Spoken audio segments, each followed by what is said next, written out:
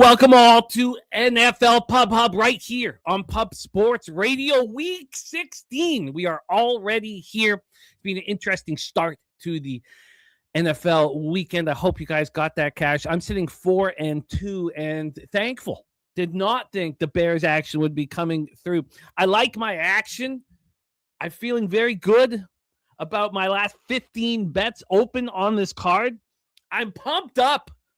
Thankful to be here. Thank you guys for joining us. Steve Miller upgrading to PSR Silver member. Wonderful, Steve. We look forward to rock with you in the Discord. We got Justin McKelvey. Stacks plays today 1 and 2. Let's get this all copied and pasted.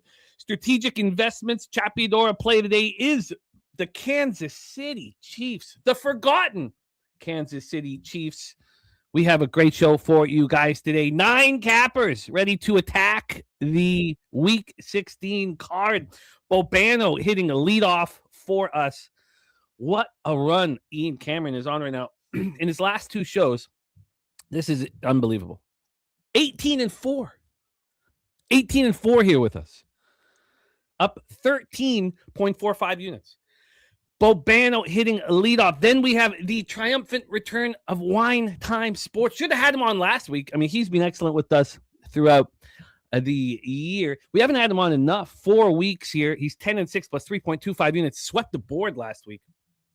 Should have had him on, but we need him on, and he's going to rock with us. We have Billy Brisbane, Salty Pete, fresh off our live stream on Thursday, cashing defensive special teams touchdown, cashing 2-point conversion, cashing overtime. Good God, Salty Pete, a monster. Marley bets, our runner-up in season 3, our winner of season 4, going to be back in business with us. Then we have the wager detective rocking with us. Big Mastro. Big Mastro's only had 3 shows in his career with us on NFL Pub Up. He's won on every one. Every single one. He's back in business. The Sweaty Butcher with the prime cut and the surf and turf. And then Jose Bouquet cleaning it all up for us. Shout out to all of you guys joining us. Thank you for being here. Omer Gaudet, my man, joining us from France as Mini and Detroit smash today. Man, Bear, Pig in the house. Twisted 2-4-7. Browns, Cowboys, Giants, Panthers, and Patriots. We got Dizzy, Donut, Nasty, Nate, Glimo, John Bennett, Lions, Bills, 2-leg parlay, Aaron Gaza, Ronnie Lofton, Mr. Sparkle, Shambria, Franklin, Ray Charles, BT, not far away. We are not far away, BT, from coming back to San Antonio, Texas to rock with you, my friend. We are not far away from Pubba Palooza 5. Not far away, BT. We'll be back in business down in San Antonio with you. Great to see all of you guys. Thank you for being here. Mikey Doyle, ready to go. The Godfather, Lucky Power, Mr. Heat, Star Child, Noel, AJ Stonk still, Mr. Heat, Vincent Hawkins. Thank you guys. Old E, thank you guys for joining us. 15 open bets left, 4-2 so far this week. Buffalo, Cleveland, first half under, full game under 20.5, 42.5. Buffalo minus 9.5. Kansas City, Tennessee, first half over 19.5, full game over 37.5. Cincinnati money line minus 133 and minus 2. Fortunate on the quarterback switch. I was more predicated on backing Burrow after being shut out. Atlanta, Arizona, first half over 23.5, full game over 48. Detroit minus 6.5. Detroit double result. New England, Baltimore, first half under 23.5. New England, Baltimore, full game under 48.5. Ravens minus 3, Colts plus 6. Joshua Joyce's, let's get this money today. There's touchdown Troy Torrance in the house. And notables today. Notables, Quinnen Williams going to be back in business. Drake London will be back at wide receiver for the Falcons. So will Marvin Harrison Jr. for the Cards. Quarterback Geno Smith returns for the Raiders. And Michael Badgley will be kicking for the Bills. The carousel of kickers continues here. Joey DFS, Joey TMMA in the house. Harold Williams, Kelly McInnes. It's great to see all of you guys. We have Stacks play today. Number 1, it's Omarion Hampton, anytime touchdown. And Stacks play today. Number 2 is Cardinals Falcons over 48. I love to see that. Means the corner of Stacks and Bag Boulevard. That's where you want to be. Shout out to Justin, man. I'm rocking with that number 2 spot. Stacks, stacks, stacks, stacks, stacks, stacks, stacks, stacks, stacks, stacks, stacks, stacks, stacks. We have LALV Slatsy, Guillermo Zertucci, Ski Profit says will not bet the Chargers day. I may actually bet the Cowboys, non-biased Chargers fan. That is a very difficult day of my difficult game of my 15 open bets. Nary a 1 on the Chargers Cowboys game, but you will hear it talked about right here on Pub Sports Radio and by our next guest. As I said, 18-4 the last 2 weeks with us, plus 13.45 units. Ooh-wee. He is putting together the finest season that we've had in our 5 years of NFL Pop-Up. 93 and 53 plus 33.8 units. That is what he's doing right here on the show. Please welcome the star of the NBA OG show on the Ski Profit YouTube channel, the star of the Ice Guys, as well as the star of the Hitting the Books YouTube channel, Hamilton, Canada in the house, Canada's black and yellow Steel Town. Please welcome Mr. Ian Cameron to the show. Bobano, how are you? I'm good, Jimmy. This has been a great NFL season. I mean, it just keeps on rolling along. Let's see if we can keep it rolling along for one more week. One more week. Well, no, we need 3 more weeks and the playoffs. That's what we need. But we'll take it 1 week at a time. It's what we'll do. You've been excellent, and you have a big 8-game card. So let's get after it and attack. Minnesota Vikings, the first game on the board, 6-8, 4-4 on the road. The New York Giants, 2-12, 2-4 at home at MetLife Stadium in East Rutherford, New Jersey, 43 Fahrenheit, partly sunny. Jeez, you can hear my lack of sleep. Stunty? Partly sunny, and 12-mile-per-hour winds. This is the last weather check, as you guys know, is done on Sunday morning for me. I have 3 weather checks throughout the week, so these are all up-to-date weather breakdowns. We have the Minnesota Vikings minus 2.5 here. The look ahead was 1.5. It reemerged at minus 3 at minus 105, down to a 2.5. So a very slight move towards these New York Giants as the reemergence came out on Sunday night. From a total standpoint here, we have a 42. The look ahead was a 43. It reemerged at 44. So a 2-point drop down to 42 is pretty big for the Vikings. Javon Hargrave is out. Ryan Kelly, they're hoping, will be under center to help J.J. McCarthy. It's a different tandem when Ryan Kelly is at center. They thought that Evan Neal might be making his season debut on the offensive line. That is not going to happen. Unfortunately, Kayvon Thibodeau is still out. The outside linebacker is not returning. Also, there was some thoughts that Christian Darrisaw might come back late in the season.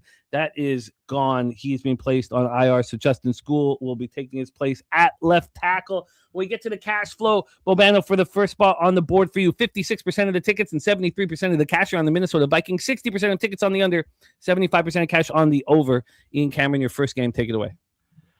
Yeah, the wind doesn't seem terrible. I mean, there is a little bit, 15-mile-per-hour wind early, but they say the wind's going to decline as the game goes on. So we'll see. But mostly the kicking could be negated. Maybe you'll see teams go for it on 4th down a little bit more, especially in opposition territory. I don't think this is debilitating wind for what I like, and that's the over. That's what I'm on here, over 41.5, minus 110. We'll lock that in. Look, I think it's just too low. I mean, the Minnesota offense has gotten it back on track the last 2 weeks with J.J. McCarthy since he came back against Dallas and Washington. They got into the 30s in both games. We know the Giants don't have much of a defense right now. They keep giving up points in bunches every single week. So when I look at this matchup here, I wonder, how are the Giants going to slow down Minnesota? Now, Minnesota's had Darrisaw and O'Neal on the offensive line banged up this week, but it feels like the Vikings have had to adjust to those 2 guys being out for a period of time. It's not like they're not used to being without one or both of them. They always seem to get hurt, and I like the way they still played. Even after Darrisaw left the game, they still moved the ball last week against Dallas on Sunday night. So I think they're going to move the ball here. Giants should too. I mean, Jackson Dart at quarterback, that's what they're going to do. You know, they seem to week in, week out, regardless of personnel, regardless of, who they're playing on the other side, you're usually good to bank on the Giants getting you at least 20 points. And I wouldn't be surprised if that's the same here. So with this total dropping, it's too low to me, over 41.5. Over 41.5 is how Bobano gets his Week 16 card. We roll on to a big one. Bank of America Stadium in Charlotte, North Carolina. Tampa Bay Buccaneers 7-7, 4-3 on the road. Carolina Panthers 7-7, 4-2 at home. The division hanging in the balance. 58 Fahrenheit, cloudy, 8-mile-per-hour winds. Line history wise, we have this total at 45.5. Opened up at 46.5, or the look ahead was 46.5.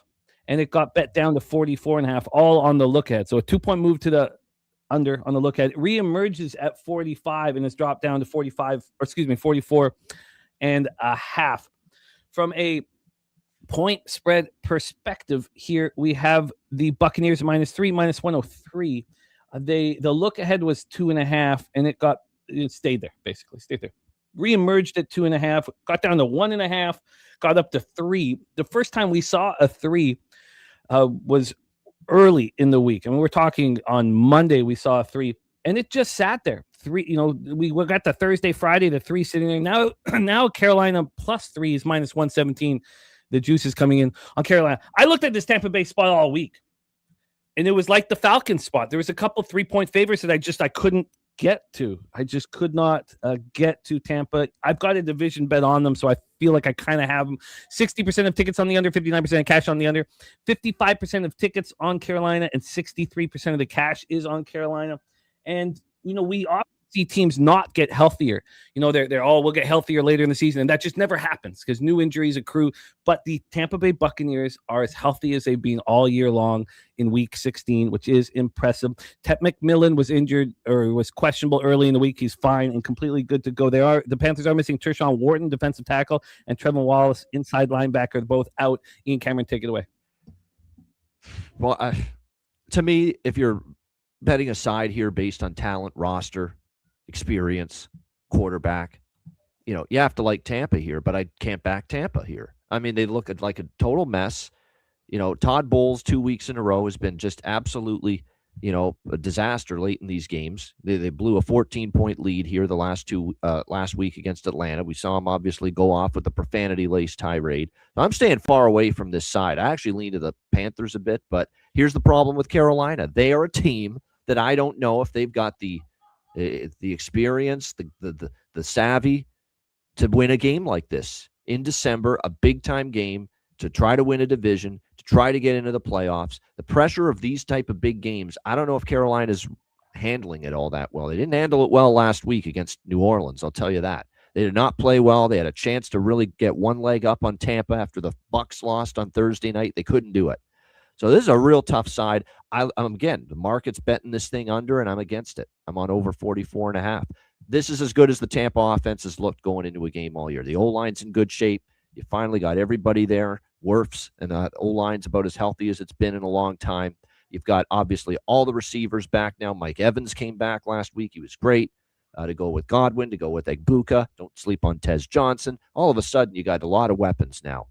And all of a sudden, too, Carolina's slowing down and stopping the run, and that's big because Bucky Irving just came back. So there's reasons to think, and I got to think Baker's going to be feeling as healthy as he's felt in a long time. I think the extra time off, because it was a Thursday night game last week, has to help Baker as far as arm strength, as far as just being able to throw the football down the field a little bit. So that's what I like about Tampa here. But this Tampa Bay defense, week in, week out, they keep getting worse. The decline keeps happening. When you can't hold a 14-point lead at home to Kirk Cousins in Atlanta, you got problems. One thing about Carolina, usually when they have a bad offensive game, and last week was that, usually they come back, especially at home. Remember, this offense was good enough to put in the 30s on the board against the Rams a few weeks ago. I expect them to look a lot better here against a Tampa defense that's really collapsed. So 44.5, Jimmy, over the total. And -110 is the big? Yeah. You are in business. There's another very difficult game that I just have slowly backed away from. I can see legitimate arguments on both sides of the total as well. I am off here, hoping for my divisional bet. We have Bobano on the over 44.5 at -110. We roll in to Nashville, Tennessee, 51 Fahrenheit, partly sunny, 8-mile-per-hour winds. Kansas City Chiefs 6-8, 1-5 on the road. Titans 2-12, 0-7 at home, 51 Fahrenheit, partly sunny, 8 miles per hour.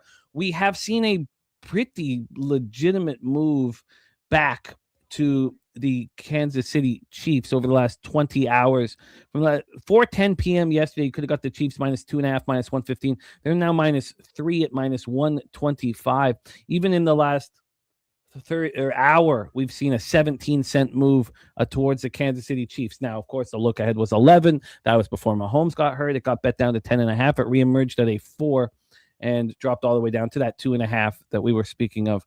Let's get to the total here on this one. From a total side of things, we have a 38.5 now. That's good. That's good. When did this move to 38.5? It moved 30 minutes ago. Thank God, because I'm on the over. I'm on the first half over 19.5, full game over 37.5. I've been on it since Tuesday, and it's not moved a cent. And this is the only book I see it moving at here of the offshore. So this is now at a 38.5. It moved to 10:42 a.m. The look ahead with Mahomes was a 41.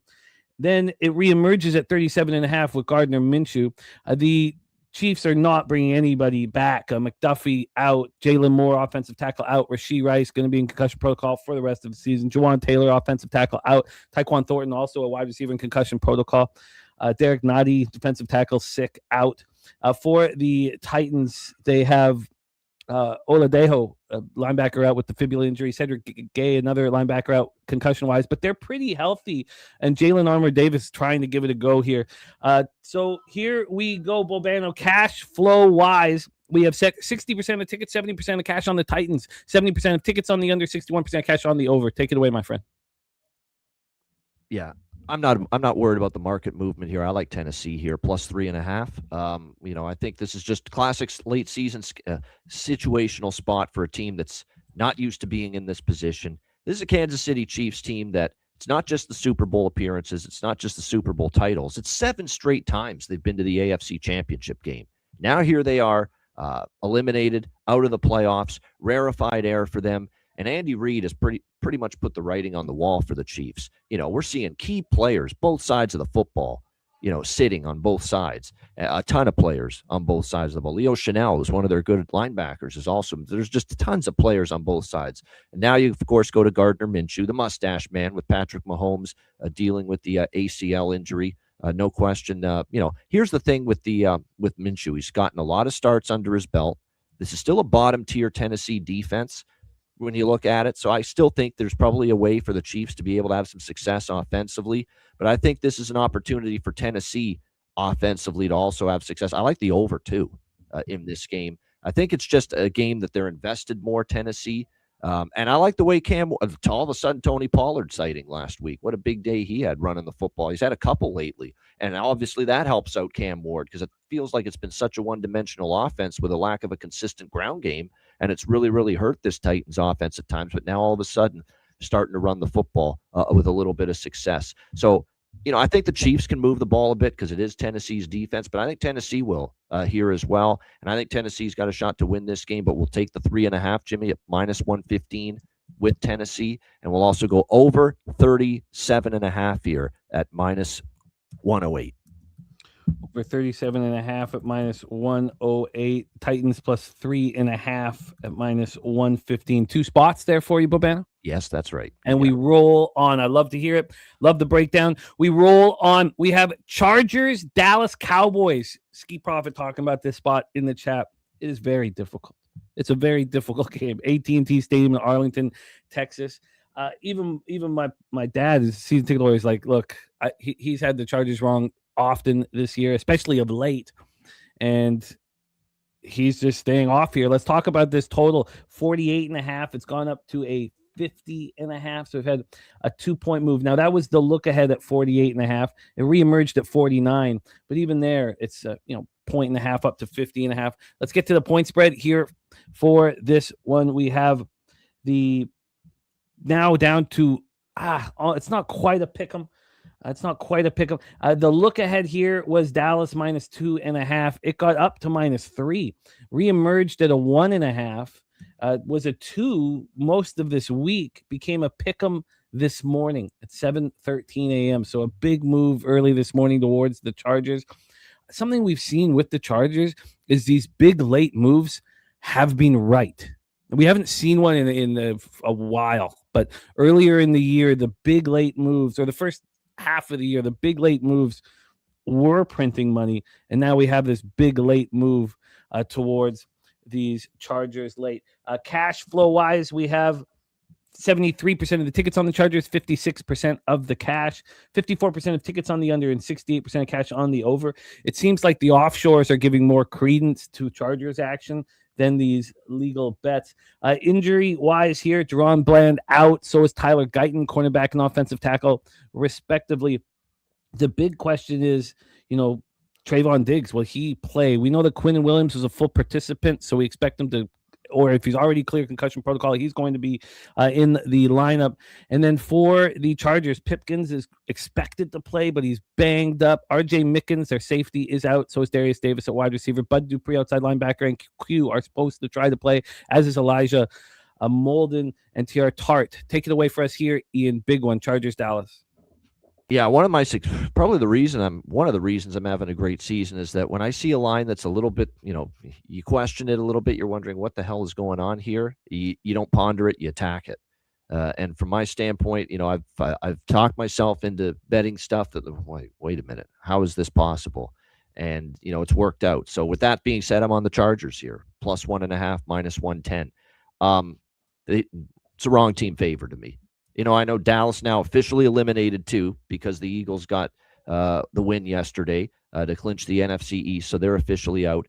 There's a lot of issues with the Chargers. It's not a slam dunk by any stretch of the imagination. I'm wondering how they've won some of these games. The Philly game, the Kansas City game with all the offensive line issues, Justin Herbert playing at less than 100%, no question about that. But as the Dallas defense, you found ways to beat a very good Philly defense. You found ways to beat a Kansas City defense that's, I still think, better than Dallas's defense. You can beat those two teams. If you can cobble together some offense to beat those two teams, why the hell can't you do that against this Civ Dallas defense?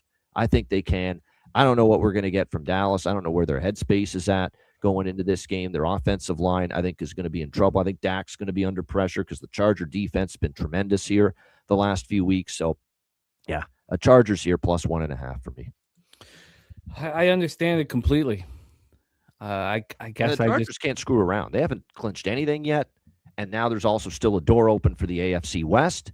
Not likely, but it's still open, depending on what Denver does later. So still a lot to get done here if you're Jim Harbaugh's team. It's been a very difficult schedule that they've been traversing with very impressive, in impressive fashion. Chargers plus 1.5, minus 110 for Ian Cameron. We move on to the next spot on the board. Falcons, Cardinals, Atlanta Falcons, Arizona Cardinals. We're at State Farm Stadium in Glendale, Arizona for this one. We've talked about Stacks and I on the corner of a very exciting boulevard, the over in this game. Guys know I don't bet many overs. I've just been cashing on Cardinals overs every week. And I know that there's some issues with the defense here that Cousins will be facing. It's not exactly the setup that he generally succeeds against, but it's so broken and battered and beaten up. I just don't see how they can't put up points as well. The look ahead here was a pick'em. It moved to -1 briefly towards the Cardinals in the look ahead market, came back to a pick'em. Reemerged as the Falcons as the favorite, -1.5. They got to 2, they got to 2.5, and now they're at 3. I mean, just constant movement towards them. I took a long look at the Falcons and I did not move. It's similar to the Buccaneers. We have a total here at 48.5. The look ahead was 45. It reemerged at 46. And it climbed very early. This was a 48 on Monday. And I also have the first half over 23.5. That's at plus money at plus 105. Cash flow wise here, we have the sorry about that. We have 60% of the tickets, 59% of cash on Arizona Cardinals. That's a surprise. 57% of tickets and 70% of the cash on the over here for this one. Injury-wise, Kadero Hodge out. It's not a big deal. Mike Hughes out, cornerback for the Falcons. That hurts. We know Drake London will be back in business, and it's very uncomfortable for the Cardinals. Both cornerbacks, Max Melton and Darren Hall, are out. Outside linebacker, Paris Johnson out. Safety, Jalen Thompson out. Lineman, Evan Brown out. So they're hoping that LJ Collier will be able to play. They're praying that Dadrian Taylor-Demerson can play at safety, and Marvin Harrison Jr. will be back. Ian Cameron, take it away. Yeah, there's nothing more to add. If I had to designate something as my best bet, this is it. Over 47.5 minus 112. Arizona's a mechanical over bet for me every week. Every week, this defense is not only not good, they've quit. There's quit when you're that bad the last 2 weeks. There's quit when you're that bad last week against Houston. On the defensive side of the football. You've now given up 40-plus in 2 straight games. You've given up 27-plus in 5 of the last 6 games. Arizona's 8-2 to the over in their last 10 games. But, it's also great for the overs in Arizona games. They can't run the football a lick. They have 0 run game. They have to throw the football 90% of the time, and it's actually good for the over because there's less time off the clock. But Jacoby Brissett is still chucking the ball and finding ways to move the ball through the air, and I think they'll do that here. I still don't love the Atlanta pass rush. I still don't love the Atlanta secondary. And then I think Cousins and the Falcons, Bijan Robinson, and they get Drake London, their best receiver, back. They'll do damage. This total should be in the 50s. It's not. Tons of value to me. Over 47.5 minus 112. You are in business. Like to hear it. Next up for us, 4:05 p.m. Eastern, the Jacksonville Jaguars 10-4, 4-2 on the road. The Denver Broncos 12-2, 7-0 home. Empower Field, Mile High, Denver, Colorado. 59 Fahrenheit, partly sunny, 5 miles per hour. So there were 4 2.5 to 3 point favorites that we talked a lot about on Tuesday that I just couldn't move on. When it came down to, after sitting with it for 2 or 3 days, the only one I moved on was the Ravens. The Broncos were the third that I didn't move on. And both the Broncos and Falcons have been really legitimized now in the marketplace, as the Falcons have moved to a strong 3. And we have seen Denver at 3.5. We'll see what it is right now. This total is at 47. The look ahead was at 43. And this reemerged at 44. To see this up to 40. This was a 48 as well on Friday. So this is a wildly big move to the over. Things are changing in Denver.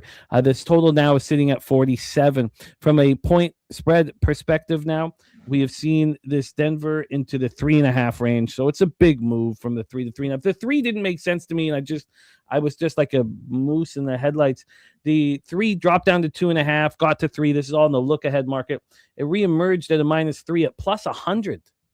I mean, it was shocking to me.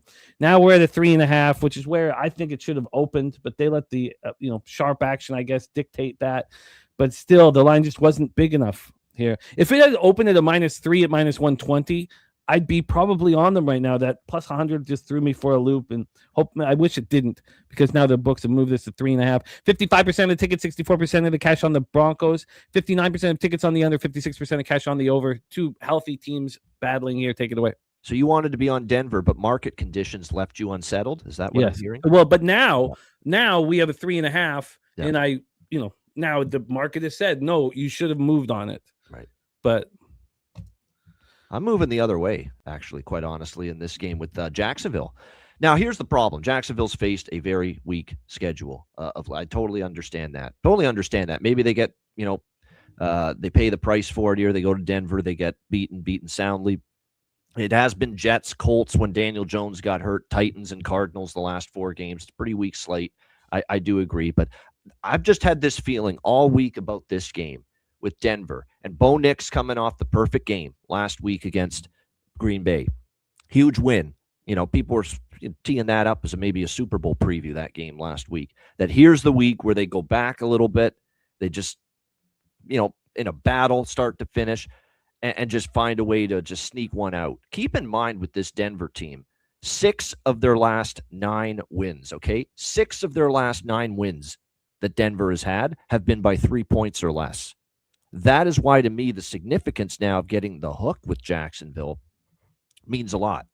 And I think here, when you look at this matchup, as far as it's concerned, Lawrence and the offense has certainly played better. Again, now you got to show it on the road here. Bo Nix played great last week. I think the best 4 quarters of his career, maybe. And that offense is starting to hum for Denver, which is also why I'm on over in this game. This is a total bet as well. But like I said, Denver, 6 of their last 9 wins by 3 points or less. This feels like one of these games because it's happened a lot to Denver. They have a big-time win, and then the next time out, it's kind of a, grind and a half to get out of there and escape with your life with a win. This has happened a lot to the Denver Broncos this year. And Jacksonville's playing this disrespect card, and I think it's fueling them. They truly believe nobody's talking about them. They truly believe nobody is even mentioning them or giving them even a second of daylight, in the playoff talk and discussion. And I think that's fueling them on a weekly basis. So I'm going to go with Jacksonville here, +4 at Pinnacle. You can get -118 with that, +4, -118. And I will also look at over 46.5, -104. You are in business. Jacksonville +4, -118. The over 46.5, -104. The 3 at +100. I mean, at that point, you're like, oh, I've got to study this again. Because that number made me think that they were opening up their arms to anybody who wanted to bet the Broncos. And I stalled out, which I'm comfortable now, and even more comfortable hearing that you are on the Jags. Let's roll on the next spot on the board. It's 4:25 p.m. Eastern. Pittsburgh Steelers 8-6, 3-3 on the road at the Detroit Lions 8-6, 5-2 at home. We're at Ford Field in Detroit, Michigan. I have moved on this spot. I've moved in 2 different ways. I'm on the Detroit Lions. I got the 6.5, -116, and the Detroit double result -115. I got that early Tuesday after our show. Let's get into the line history here and hand this over to Bobano. We got wine time on deck, ready to rock with us. 2 games left here for Ian. Now we have a 7.5 on the board. I mean, that is just music to my ears. This look ahead was 6. It moved to 6.5. It reemerged at a 7. Now other books did reemerge at 6.5. Obviously, I got it 6.5. There were 6.5s, but this just moved to 7.5 this morning, which is a real show of strength, getting past and through that 7 number. And then from a total standpoint here, we have a 52. The look ahead was a 50. And interestingly enough, this dropped to 49.5. That's where it closed at. It reemerged at 50, and it's gone all the way up to 52. So a big move towards the over. When we take a look at the cash flow here, we have 74% of the tickets, 87% of the cash on the Detroit Lions, 53% of tickets on the under, 60% of cash on the over. Take it away, Ian.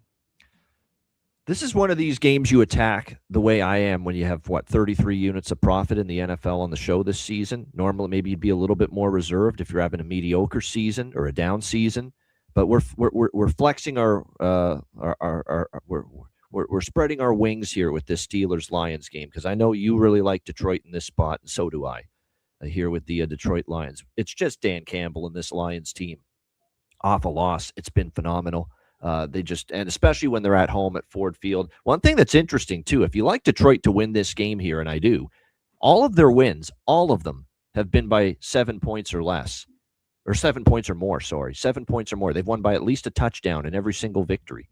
So if you like Detroit, don't necessarily be scared off of laying a touchdown here in this game. Here's the thing with Pittsburgh. On a short week, they played Miami. I still don't think much of their defense, and TJ Watt's not going to play. Yeah, you shut down Miami. They never do anything in the cold. Tua never does anything in the cold. They never produce in that situation. And before that, okay, played Baltimore. Baltimore's been a mess offensively. I think this is going to look more like they did against Buffalo when they couldn't stop James Cook. They're not going to stop, to me, Jahmyr Gibbs here in this game. The Pittsburgh Steelers are going to look a lot more like that defense against Buffalo, and at times where they've been shredded by elite offenses. I think we're going to see that here in this game. So I've got 4 bets on this game. Detroit -7, -115. We've got Detroit double result, -120. Right now is the price on that. I'm going with Detroit team total over 29.5, I believe it is. Let me just get the number right here. No, over 30.5. Over 30.5 -104 for Detroit Lions team total. That's the one I like the most. Of all the Detroit bets, that's the one I like the most. That's the one I have the most money on. Detroit team total over 30.5 -104. And I'm also going to ride the 4-game over streak with Detroit and take over 51 -120. I love it. I love the sounds of all of that. Hammering the board here is Ian Cameron in Ford Field, Detroit, Michigan. Final spot on the board's our Sunday Nighter. Cannot wait for this Sunday Nighter. So many questions will be answered here. Patriots 11-3, undefeated on the road. You may ask, but whom have they beaten It is a fair question. Baltimore Ravens 7-7, just 3-5 at home. We're at M&T Bank Stadium in Baltimore, Maryland. 36 Fahrenheit clear, 9 mile per hour winds here. By the way, with the Steelers, and I meant to mention it off the top, but of course, TJ Watt going to be out now. We're not sure when he will be back from the punctured lung, but Herbig is not going to be in the lineup either. James Pierre out at cornerback and Sumalo at guard. So they're pretty. Herbig's a big deal. He's played great for the Steelers the last few games. Troy was saying he was playing at a higher level than TJ Watt. That's what I think you can say that at times for sure. Yeah, because there's been games TJ Watt's been invisible. Yeah, it was when he said it was a jarring thing. But then you look and start researching, and you're like, damn. God, Herbig's been amazing. Our final spot here on the board, and then we have Wine Time Sports joining us. We have the Teddy Buchanan injury hurt the Ravens as their defense has been so good since the Alohi Gilman trade, allowing Kyle Hamilton, who showed up on the injury report on Friday out of nowhere with an ankle injury. It's concerning. The late injury report Friday was not what we wanted to see. Chidobe Awuzie out as well. Ronnie Stanley's supposed to try to play at tackle here. This is such a big game. It's such a fun game. God, there's so many answers in the AFC will be answered here, especially the AFC North. This total opened up at 40, or the look ahead was 48, reemerged at 48, and got up to 49. We're back at 48.5. I am on unders in this football game here, and from a point spread perspective, I waited too long, but I did get the 3 at -110 yesterday. I know my partner Troy has the 2.5 at -120. I know a lot of people did 2.5. This moved to 3.5 at 7 this morning, which is a sight for sore eyes. And then cash wise here, we have we have 63% of the tickets, 56% of the cash on the New England Patriots, 57 on the under, 56 of the cash on the under. Take it away, Ian. So last week we both faded New England. I think I was on Buffalo. You were on Buffalo. Last week. I just thought that was a really good spot to go against New England. I thought the bye week would trip the moment, ruin the rhythm, ruin the momentum the Patriots had. Bills looking for redemption. And look, they needed a second half comeback, but they got it done at the end of the day. And the Patriots did see their winning streak snapped. And now there's everyone's talking after that game that New England now has been exposed. They feasted on the weak. Strength of schedule was as weak and as easy as it gets. That, now the losses are going to start to pile up. And that's just going to be the beginning of a downfall and a decline here. So while I was on Buffalo last week, I do not buy that. And more importantly, I do not buy Baltimore, especially now laying more than a field goal. So I am going to go back to New England this week, even though I was against them last week. +4, -120 here with the New England Patriots. This is still a great head coach in Mike Vrabel. I'll take him over John Harbaugh right now, because I think John Harbaugh has been a bit of a mess at times the last couple of years, what I've seen out of him. Off a very frustrating loss, because they had a great first half. They had the Bills up against it, and then all of a sudden, Bills come back and win. There's still some injuries that concern me. I get it. Milton Williams is a big loss on the D-line. Robert Spillane's going to miss this game again, another leading tackler. Still without Will Campbell on the offensive line. I get all that. But this Baltimore team, even in the win against Cincinnati, the red zone still, not finishing drives, settling for field goals. Another week where Lamar didn't practice every week. The defense, yes, it's healthier. Yes, it's been better. But it's been a while since they faced, a playoff tier offense.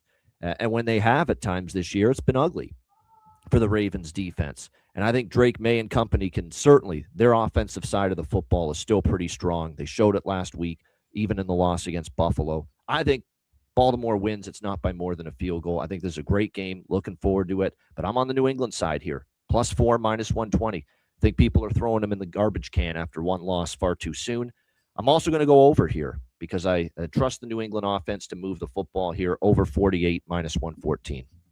Over 48, -114. Well, that is a concern that we will be discussing on Sunday night. Might drive me to drink. That's what it might do. On the other side of Bobano, on side and total here. This is team total for me too with New England. 22.5 with the team total, -115. Over 22.5, -115. Yeah, you are in business. Patriots team total over. And for the record, I am betting on the Ravens, not fading the Patriots. I'm not. Their demise is not. They're a really good football team. Yeah. So But that's my angle is about backing the Ravens, not about fading the Patriots or Baltimore Ravens have another gear in your mind, and you think they might be about to show it. Well, their defense has shown it. I do not expect to see much more from the offense, honestly. So I guess this defense has to fly.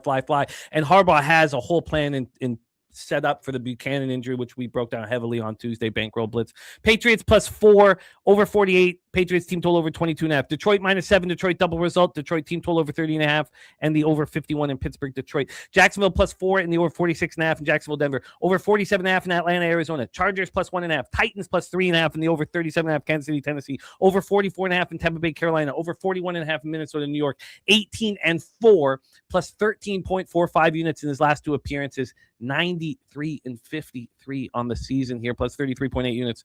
The finest performance we've had in 5 years. A bankroll blitz. Keep it going, Bobana. We love it. We love it. We love it. Amazing season. We love and it. As you can tell, we're not just taking the money we've made on the show and putting it in our pocket. We have another big card once again on the show today, as it's been every week. So let's see if we can keep adding to it. Jimmy, good luck. Everyone in the chat, good luck. We'll see you again probably Thursday for Betting with the Bag. I love it. There he is, Ian Cameron here, one of the stars of the NBA OG show on the Ski Profit YouTube channel, the Ice Guys, which will be popping off today here shortly. And, of course, the Hitting the Books YouTube channel alongside Connor Mack. We move on to our next guest. From sport to sport to sport, this man has been delivering on Betting with the Bag, and the NFL is no different. He's been on with us for 4 shows. He's cashed nicely on 3 of them. He's 10-6 plus 3.25 units. He swept the board in NFL last week. Let's see what he has in store for us right now. Please welcome the host of Walk Off Wagers and also one of the stars of Who Bangin' Sports Talk with our friends DJ Big Boss and Wham Bam 3000 and the Sauce Big Ragu. Please welcome Wine Time Sports, the program. Wine Time, what's good, man? How are you? Jimmy the Bag, happy Sunday. Good to be here with you. Shout out to the 300 plus people in the chat. Good luck to everyone today. I'm ready to break this card down. It's a beauty. This is the most action I'm going to give you guys all year long so far on the show on Sunday. So looking forward to it. Let's get it, Jim. This game's already set up. Chargers, Cowboys. So take it away. How are you getting paid? Yeah, I'm on the Cowboys here. I'm on the -1, -110 right now. You can still find that same number available. Thought it was a little bit when I was capping this card earlier this morning. I got up super early to cap this card, and I got on Dallas pretty quick when I looked at this game. Started looking at the market a little bit, and the Chargers, 73% of tickets, 57% of cash. So 27% of tickets, 43% of cash coming in on the Cowboys. Yeah, the line is moving towards the Chargers because we saw some 3s at some point, I think, at certain books that opened this up, maybe even some 3.5s out there. And we're seeing 1.5s right now. Still think it's a little bit concerning. It's just kind of like a suspicious line. Cowboys coming off 2 disappointing losses. You know, the Lions, that's excusable. The Vikings last week, which we are all on Sunday Night Football on the money line, +205. Shout out to the Vikings for that one, getting it done. But it's probably going to cost the Cowboys their season. And the Chargers, I mean, coming off the 2 teams that were in the Super Bowl last year, beating them not really in convincing fashion either, considering Mahomes went out in that game. They still only got it done by, a field goal in that game. I think this is a big letdown spot, if anything, for the Chargers. And I think this number it's just a little bit fishy. It's a little bit suspicious. So I'm on Dallas -1, -110. I think they get the job done here at home. Don't get me wrong. The Chargers have been playing some really good football, beating some really good teams, but I just think it's a letdown spot. This is a big letdown spot, and I think it's a get right spot for Dallas. I don't think Dallas is going to give up at all this season. Even if they do lose this game, I don't see them just giving up the rest of the season. So I like Dallas here, Jim. The Cowboys -1, -110 for Wine Time Sports. We roll on to the next spot. We haven't set this one up. We had the Hard Rock Stadium, Miami Gardens, Florida. Bengals 4-10, 2-5 on the road. Dolphins 6-8, 4-3 at home. 80 Fahrenheit, partly sunny, 7-mile-per-hour winds. I got the -123 on the money line, or is it more than that? Here, -133 on the money line, and the -2 at -110. And I was very fortunate that Ewers was brought in. I thought it was more talk, really, than anything else from McDaniels. He did pull the trigger on this benching Tagovailoa. My whole thing was just you have to back Burrow after getting shut out. That was it. It was a pretty simple thing that you had. We've seen what teams off of shutouts have done this year. Now, will the Raiders be able to follow that pattern? I'm not on them. which, but I know others who are. But here I had to back them. So this moved pretty quickly. So the look ahead was a pick 'em. Reemerges here with the Bengals minus 1.5. Goes down to a 1.5. So when we did our show Tuesday, I got it was a one between a 1.5 and 2. And then the Ewers announcement, this moves to a 4.5. Since then, it was even a 4.5 this morning at 9 a.m. So this move down to a 3.5 over the last 2 hours is I'm a little concerned about it. I mean, you have to think that's sharp action backing the Dolphins here. From a total standpoint, here we have a 48.5. This look ahead was 50.5, reemerged to 50.5, and then it moved down to 48 with the announcement that Tunga Bailoa wouldn't be a quarterback, dropped down to 47.5, and then it moved back to 48.5 yesterday. Cash flow wise here, we have 69% of the tickets, 59% of the cash on the Bengals, 62% of tickets on the under, but 66% of cash on the over here.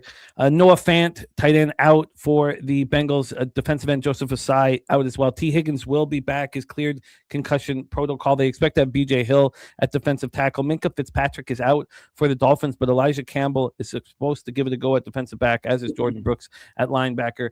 Take it away for us here. Wine time, Bengals, Dolphins. Yeah, I'm on the Dolphins here, Jim. Quentin Ewers getting the start here for Tua. Tua's not going to play the rest of the season. Obviously, the Dolphins out of it. If you guys watched that game Monday, I mean, I was on the Dolphins, and I mean, going into that halftime, what did the Steelers got a touchdown with a minute to go. Sorry, huge news here. Thank you, the Slatsy. I thought he was going to play. Quinnen Williams is inactive. Oh wow, per Rappaport. Wow, thank you, Slatsy. Sorry, keep rolling, my man. No, you're good. Yeah, Tua looked really disappointing. I mean, it's crazy. Dolphins almost had the lead going into that second half, and Tua just couldn't stop throwing the ball to the other team on the defensive side of the football. And look where it's landed him on the bench the rest of the season. Quentin Ewers, guys, out of Texas. It's crazy to think that this guy was projected the number 1 overall pick, 2 years ago? Like the year before he was supposed to he stayed an extra year there, and it cost him a lot of money when he went to the NFL. Because a lot of people didn't think he was as good as he was, and I didn't think he was either. But I think this is a big-time start for him at home here. It's 10 a.m. We've seen the Bengals play in some extremely cold weather. It seems like the last couple of weeks, last 3-4 weeks going back. And to me, this is going to – I don't think it helps them just because they're going to be in warm weather here in Miami. I think it's going to help more of Miami, and I think Miami's going to win this game outright. I think this is a crazy suspicious line, that the fact that it's a 3.5 right now. Throw the records aside. This is Joe Burrow against Quentin Ewers here. To me, this should be a 6.5 for the Bengals. Got one of the best wide receivers in all of football. They've got a good – I don't know. To me, this should be a crazy better line for the Bengals. This should be like a -6, even though it's in Miami, because this is Quentin Ewers here. But they obviously think he's going to have a good start. I'm on the Dolphins here. I got this at a +4.5 early this morning, like 7 a.m. over here on the West Coast. The line's moving down. It's down to a 3.5 at the same book. So definitely like that. I think Dolphins are going to win this game outright. Don't get me wrong. I think Joey Burrow is one of the better quarterbacks out there, but I don't know. I for some reason, to me, this seems like Quentin Ewers is going to step up here in this game and get Dolphins at least the cover here. I'm not going to give you guys the money line because I didn't take it, but I do think they have a chance to win this game outright. In fact, I'm getting 4.5 with Quentin Ewers against Joe Burrow. I'm going to take the 4.5. It's probably an ugly bet. Let's look over the market really quick, Jim. I know you just touched on it.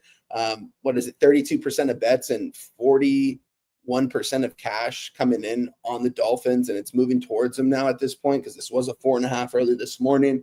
I don't know. I like Miami here. I think this is a good spot for them. I know they're already out of the playoffs. Both teams are out of the playoffs, but something tells me that Quentin Ewers might actually play some good football today.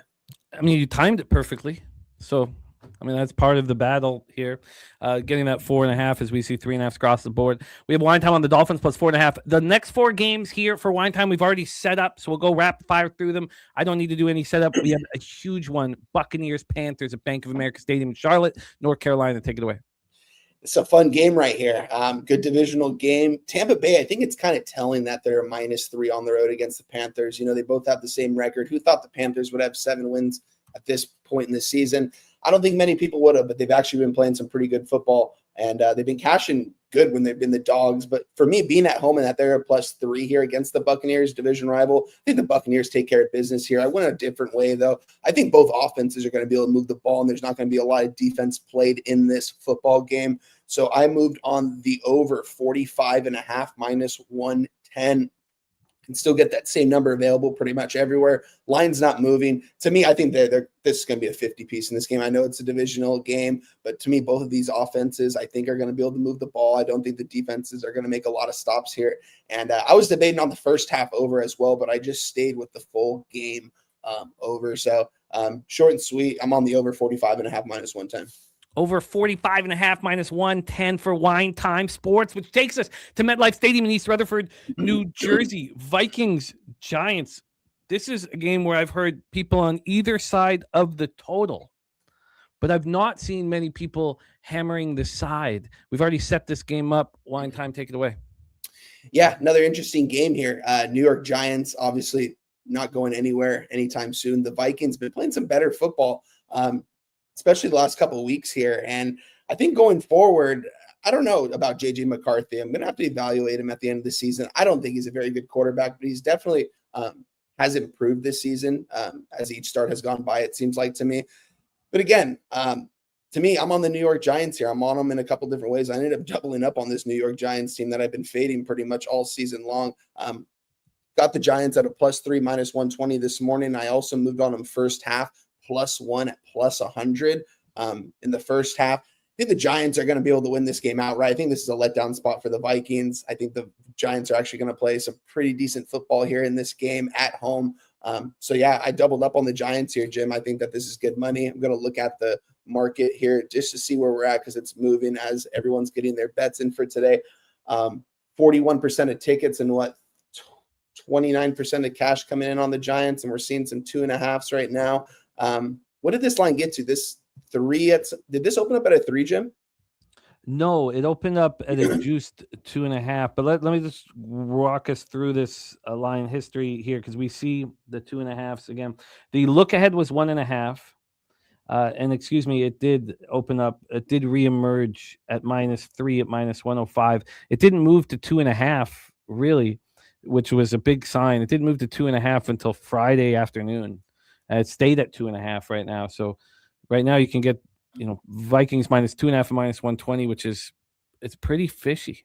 It is. It's very fishy, especially that two teams that are, Vikings have been playing better football down the stretch and the Giants haven't been playing good football at all. Vikings coming off back-to-back wins. Giants haven't won a game, and I couldn't tell you the last time they won their game. So give me the Giants here, +3 in the first half. I think they're going to get this game. They're going to win this game outright.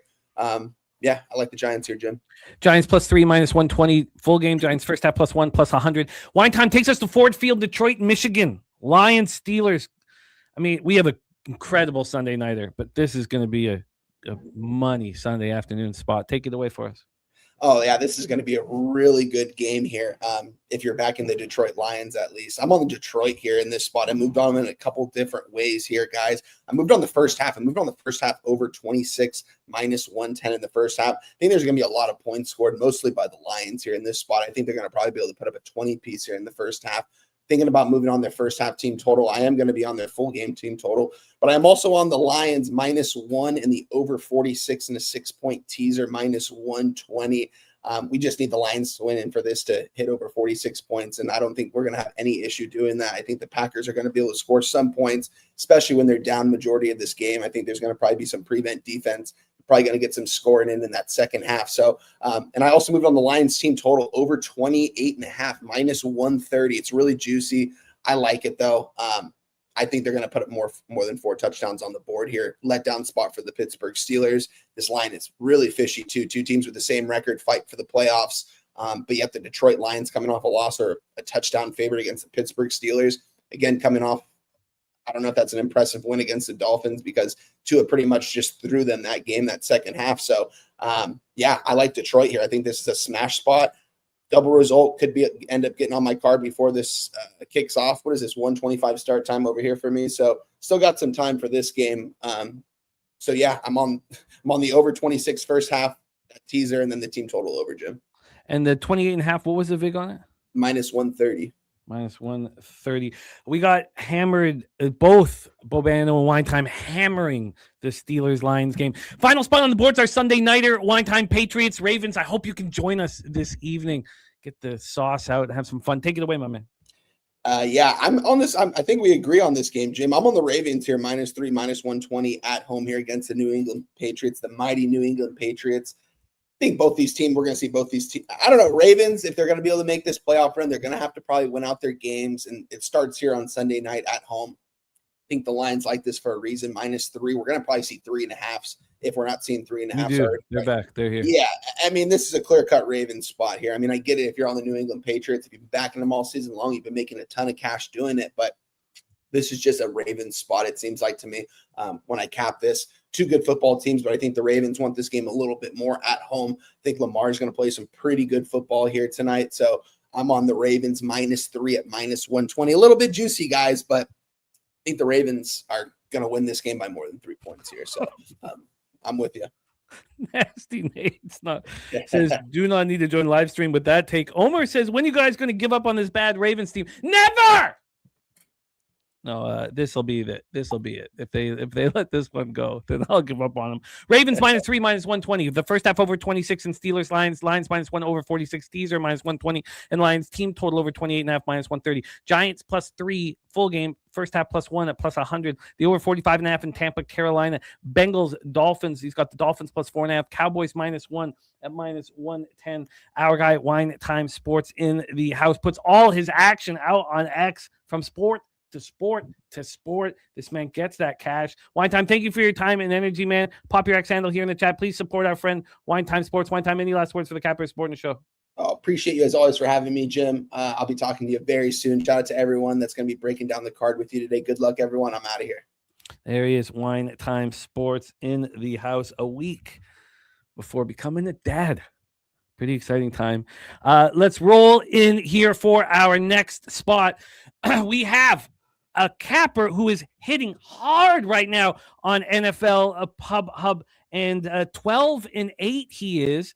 But these SGPs he's putting together means 12-8 is plus 5.35 units. Please welcome to South Jersey, one of the stars of the Locker Room Talk podcast, our guy Billy Brisbane. And that was Brizzy. What's good, man? How are you? Doing good, man. Doing good. Getting ready for next gen finals, so I gotta be quick. Let's roll. Bengals Dolphins. We just talked about this game. Heard a different side of things with Wine Time back in the Dolphins. What's your plan?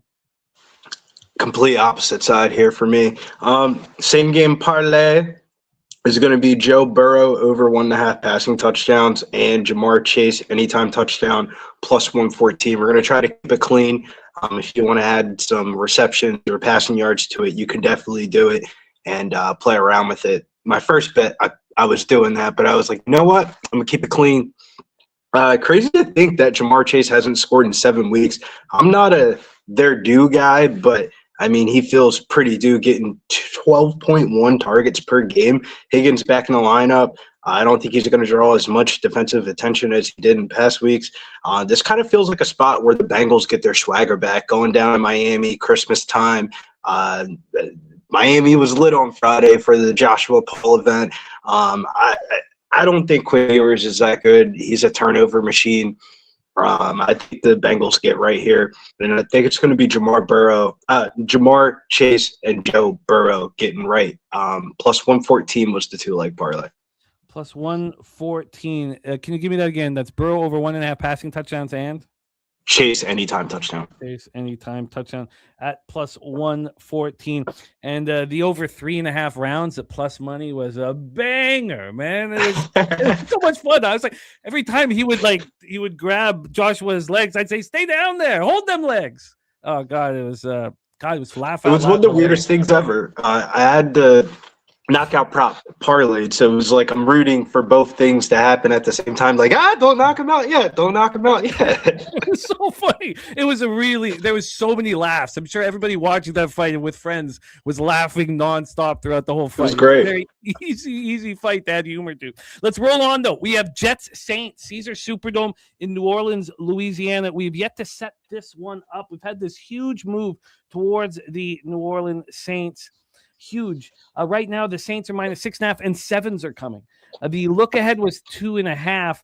It reemerged at -4. It's gone to 4.5 to 5 to 6 to 6.5 with nary a buyback in sight. let's get into the total here for this one. From a total perspective, we have a 40. The look ahead was 39.5. It reemerged at 40.5 and very quickly went down to 39.5. So we came back up. Now, this morning, it did get up to 40.5. We've dropped a half point in the last hour, back to 40. Cash flow wise here, we have, and of course, it's Cook. It's Brady Cook at quarterback. I should have talked about that off the notables off the hop.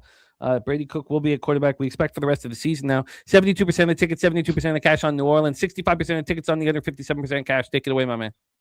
Yeah, the gear might give it away, but we're going with the Fighting Irish alumni himself, Aldrich Estime. Anytime touchdown, plus 150 today.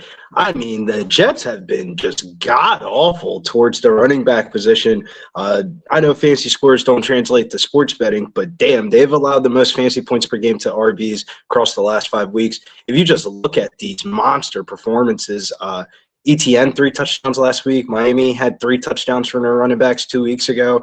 And then if you look at the Saints backfield, Neal just got hurt last week, so it's going to be Estime by himself back there. And Brady Cook is god-awful. I think Estime scores, and he might be able to get 2. His rushing yards prop is pretty low as well, so if you want to take a look at that. But here we're going to take anytime touchdown plus 150. You are in business. Audric Estime, anytime touchdown plus 150, which takes us to Falcons Cardinals. So you've heard from Stacks, you've heard from Boban, you've heard from me. We're all on overs in this football game. Nothing is cut and dry in the NFL, but it feels pretty good, us all believing in this spot. Brizzy, what's your plan at State Farm Stadium? I mean, obviously we got a little ticket on the over, keep that in the back pocket. But for the show here, Michael Carter, anytime touchdown here for Arizona. It's been a rotating cast of characters for the Cardinals for the majority of the year in the backfield, but Carter's more of the future back now, or I think he's going to play that role this week. Bam Knight on the IR, played a season high 80% snap share last week, had 16 carries, 4 catches. If he has that same exact copy and paste workload for this week against the Falcons, I think he's going to find the back of the end zone here. And the odds are really good here, plus 115. And if you're in like a fantasy league or something like that and the fantasy playoffs are heating up, he's got to be the most added player this week in fantasy. You are in business here. Sorry, changing a couple things here. So we have Carter anytime touchdown. What was the VIG on it? Plus 115. Plus 115 here. You are in business. Takes us to the final spot on the board, which is Steelers-Lions. I can't wait to hear your plan of attack. We've already set this one up. Take it away. Yeah, we're going to go chalk bomb play of the day here. Detroit minus the 7 on the spread, minus 112. I don't even think I gave out a spread this year. Last home game of the year for Detroit, coming off a loss since November 2022. They've won 15 straight games off of a loss, going 14-1 ATS. Favorite spread of the week is going to be Detroit here. Minus 7. You are in business with the Lions. Brizzy, thank you so much for rocking with us. We hear there is Locker Room Talk podcast throughout the holidays here. Even though there's no fights, we get some great ideas from you guys. Tell us what's in store. Yeah, I got the list right here. We got some episodes coming out for the break here. We got Mills with the most champion list. I have the most underrated in each weight class. TC is going to do fight of the year, and then we have biggest underdogs of the year. So we're going to have like a list of like what were the biggest underdogs that hit this year in the UFC. So nice little episodes coming out during the break, and hopefully you guys are in the Discord because we're rolling here for the next gen finals. Got the Leonard TN future bets. Hopefully you become the second American ever to win the next gen tournament here. I love it, Brizzy. Thank you for your time. I put Brizzy's X handle in the chat. Hit that link. Support our guy, Billy Brisbane. Brizzy in the house. We roll on. Our next guest has been very good on this show. 15-14 plus 2.62 units. But it pales in comparison to what this man delivered on our Thursday night live stream. While we were all keeping it clean, we were all so focused on keeping it clean, this guy got dirty with it. Defensive special team touchdown at plus 265 cashed. 2-point conversion at plus 350 cashed in a hilarious manner. Overtime at plus 850 cashed. Kenneth Walker anytime touchdown plus 175 cashed. What a monster Our next guest he's also the reason why we have a $1,000 Harbor Acres Cottages bonus for the most accumulated perfect weeks in our Cappers contest, currently held by Luke Burrow. And the only one that can menace at this point is Nutflush Allen. Nutflush with 2, Luke Burrow with 3. Please welcome from the shores of Nova Scotia, Canada, our friend Salty Pete in the house. Salty Pete, what a performance on Thursday. Good God. That was a fun Thursday, wasn't it? I was salty. I told you I was salty, and we just turned that salt into stacks of plus money cash. It was a fun. I had a steak on Friday. Ooh, I did. It was enjoyable. My God, I've not seen quite a performance like that in all of our live streams in the history of them. Salty Pete, you are a revelation, my friend. But let's get right to work. We start with Buccaneers, Panthers, Bank of America Stadium. Take it away. Yeah, sure thing. Tampa Bay -3. That's my look. I'm just going to give you the lines that I took this morning about 5 minutes to 11 local time, and then if they're way off, we can adjust. But I got Tampa Bay -3, and I did see that at the +100 is where I jumped on it, Jimmy. So the way I looked at this game is it's a divisional game. You look at the first divisional games that Tampa played against New Orleans and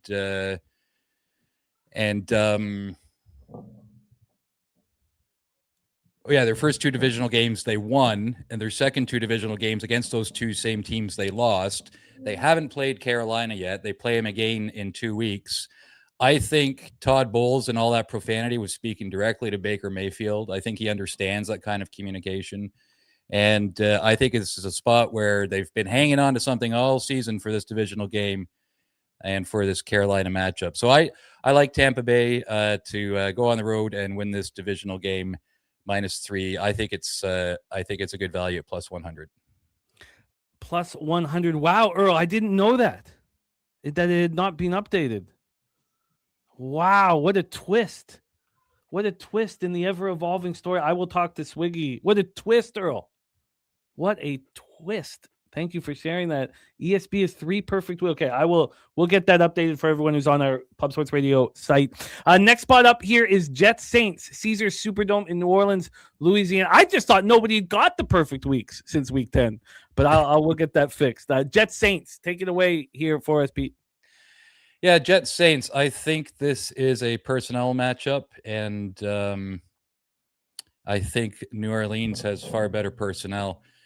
You know, that half the secondary for the Jets right now are fellas that are out of Murray State and Fresno State and who knows what state. The defense at one time was great with the Jets, but right now it isn't. You look at the offensive pieces that New Orleans has. I just don't see any reason why they can't take this win, especially considering it's the Jets going on the road here. With, you know, the Jets had the 31st overall power rank, and then they're adding Cook as quarterback. So I don't see that as an improvement. Perhaps it is. We have seen that before, but with the Jets coaching and management, I just don't see it here. I like New Orleans. I got them.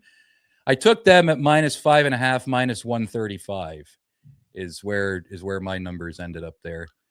Let me see here with that spot here, -5.5. Yeah, it's very close to what's available right now. It's just a 5-cent difference. I mean, I could have got you a 3-cent better on Tampa Bay, so it's pretty much a lot. Yeah, so -5.5, -135 here for the New Orleans Saints at the Caesars Superdome in New Orleans, Louisiana. Game 3 on. Oh, is there anything else on top of that? Or are we moving on to Game 3? Oh, that's good. That's good. Those are my looks for that one. I just think it's personnel. Yep.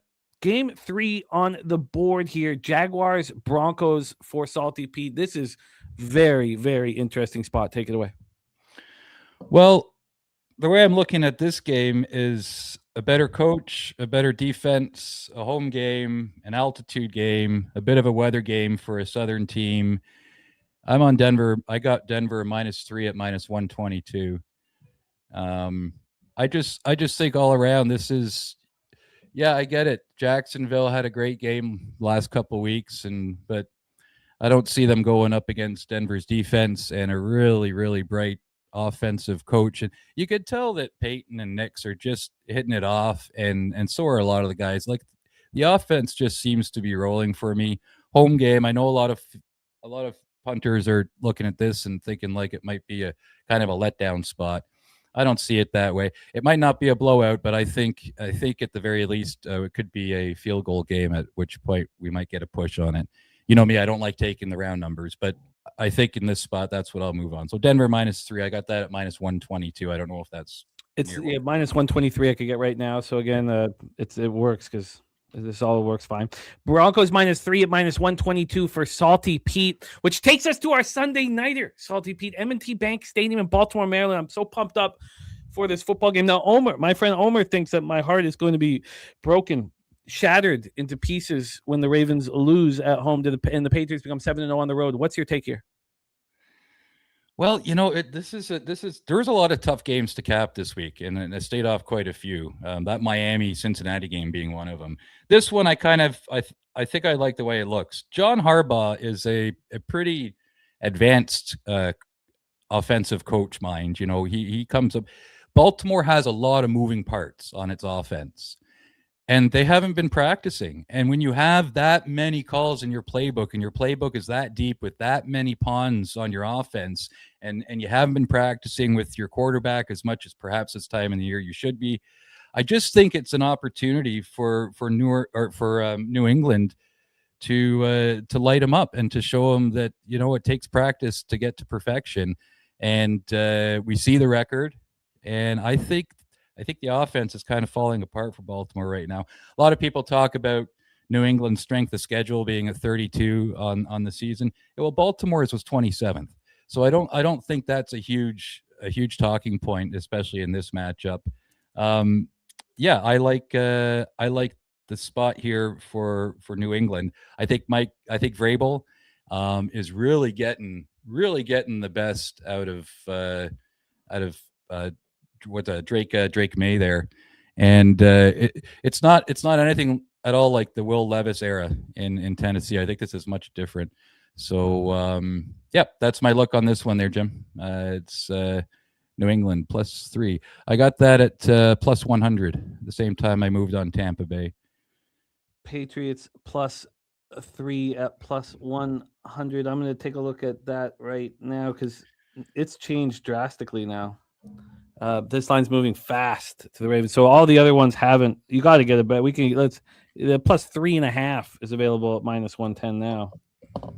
+3.5 -110 here for the Patriots. Now, our guy Salty Pete, he likes to keep it clean. Oh yeah, jump in. Sorry, Jim. I don't mean to interrupt you, buddy, but I actually like the plus money look as opposed to the better number because so +3 is +110. That's great because I'm trying to pay the plus money on those two bets for the heavy vig on the other two. Oh, I like it. The handles there. The Sasha agreeing with Salty Pete and Nasty Nate loving the breakdown. Salty Pete. Thanks, so, Nasty Nate. As I said, Salty Pete can keep it clean, but he can also dirty it up, as we saw on Thursday night. So he has the exotic is his next spot on the board. This is a 4-leg parlay at +219. A 4-leg parlay at +219. Salty Pete, take it away. Allen anytime touchdown. Bills +1.5, Denver +1.5, Houston on the money line. It's kind of an insurance parlay for me. I think Allen didn't get a touchdown last week. I don't know what the heck's going on with the Browns. If they're going to show up on the defense, if they're just going to give the wrong wristband again. I don't know if there'll be. I don't know what they're going to do. So I stayed off the game, but I have a good feeling that if this is a miserable, low-scoring Browns game, that Josh Allen will find his way into the end zone. He didn't last week. I think there's a chance he will this week. And then Bills +1.5, just a little bit of an insurance bet there at Denver +1.5 again, little insurance. I think both of those teams win outright, and then Houston on the money line. So +219. I like the exposure there.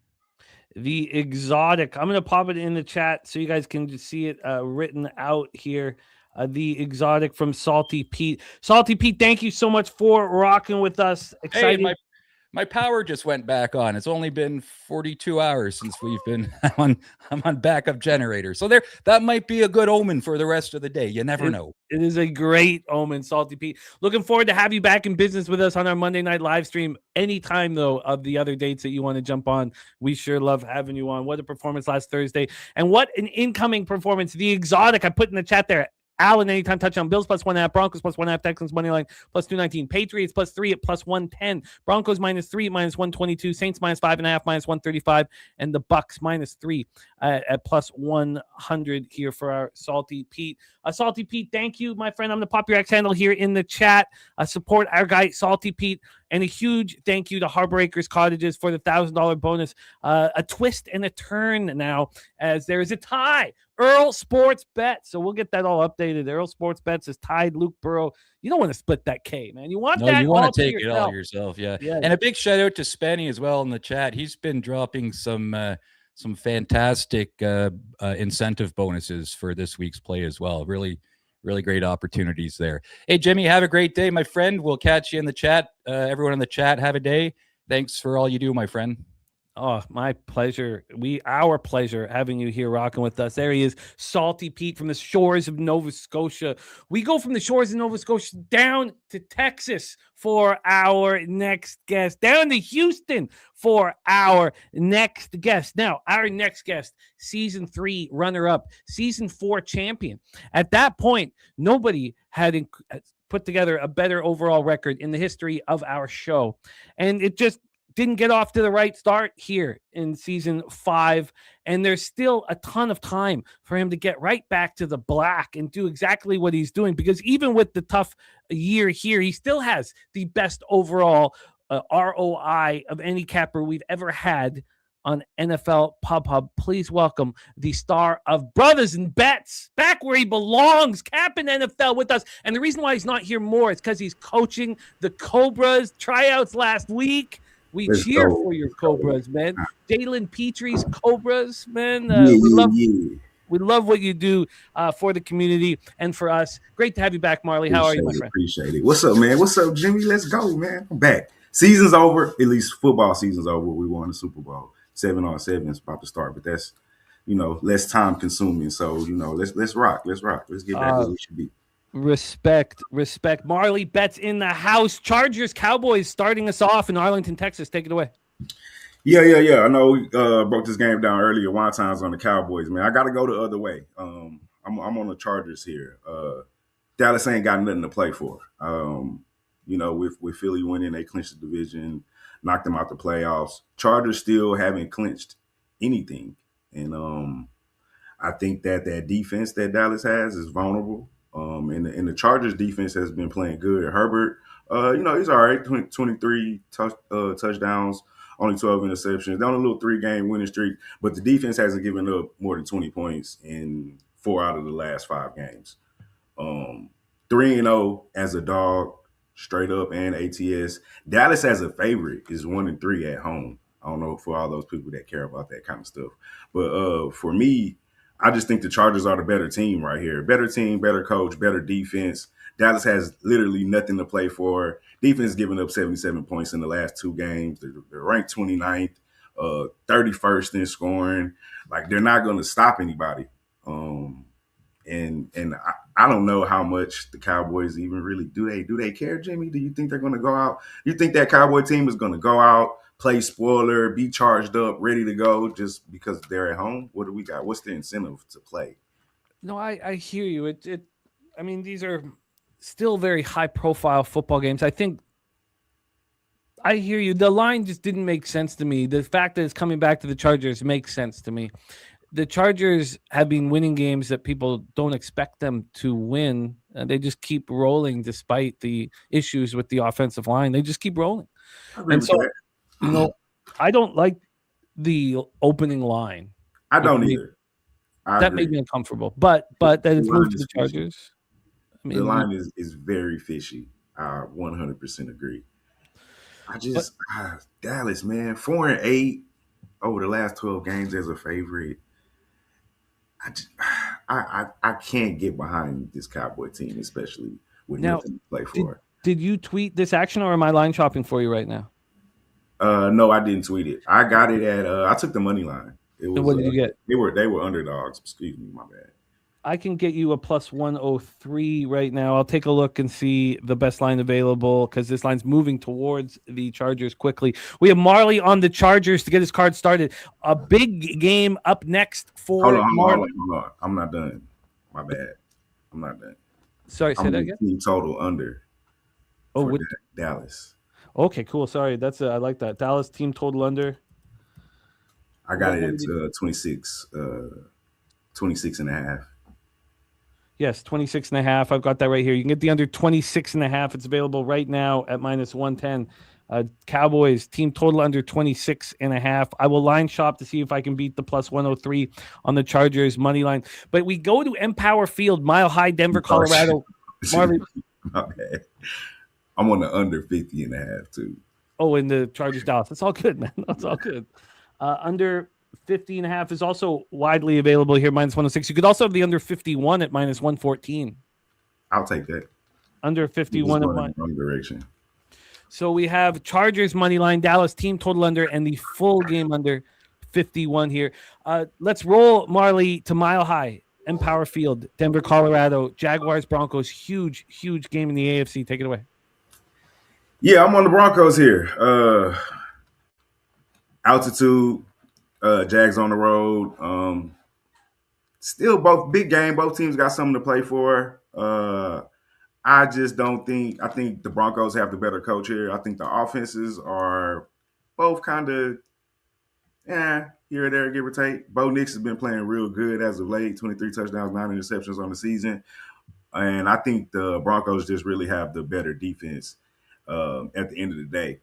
Leads the league in sacks, most QB hits, most pressures. I think they're going to hound Trevor Lawrence today, and it's going to be tough for him to get the ball off. Patrick Surtain in that secondary. I just think they have the better defense at the end of the day. And I could be a little, obviously I'm a Texan fan. We need the Jags to lose this game so we can take the lead in the division.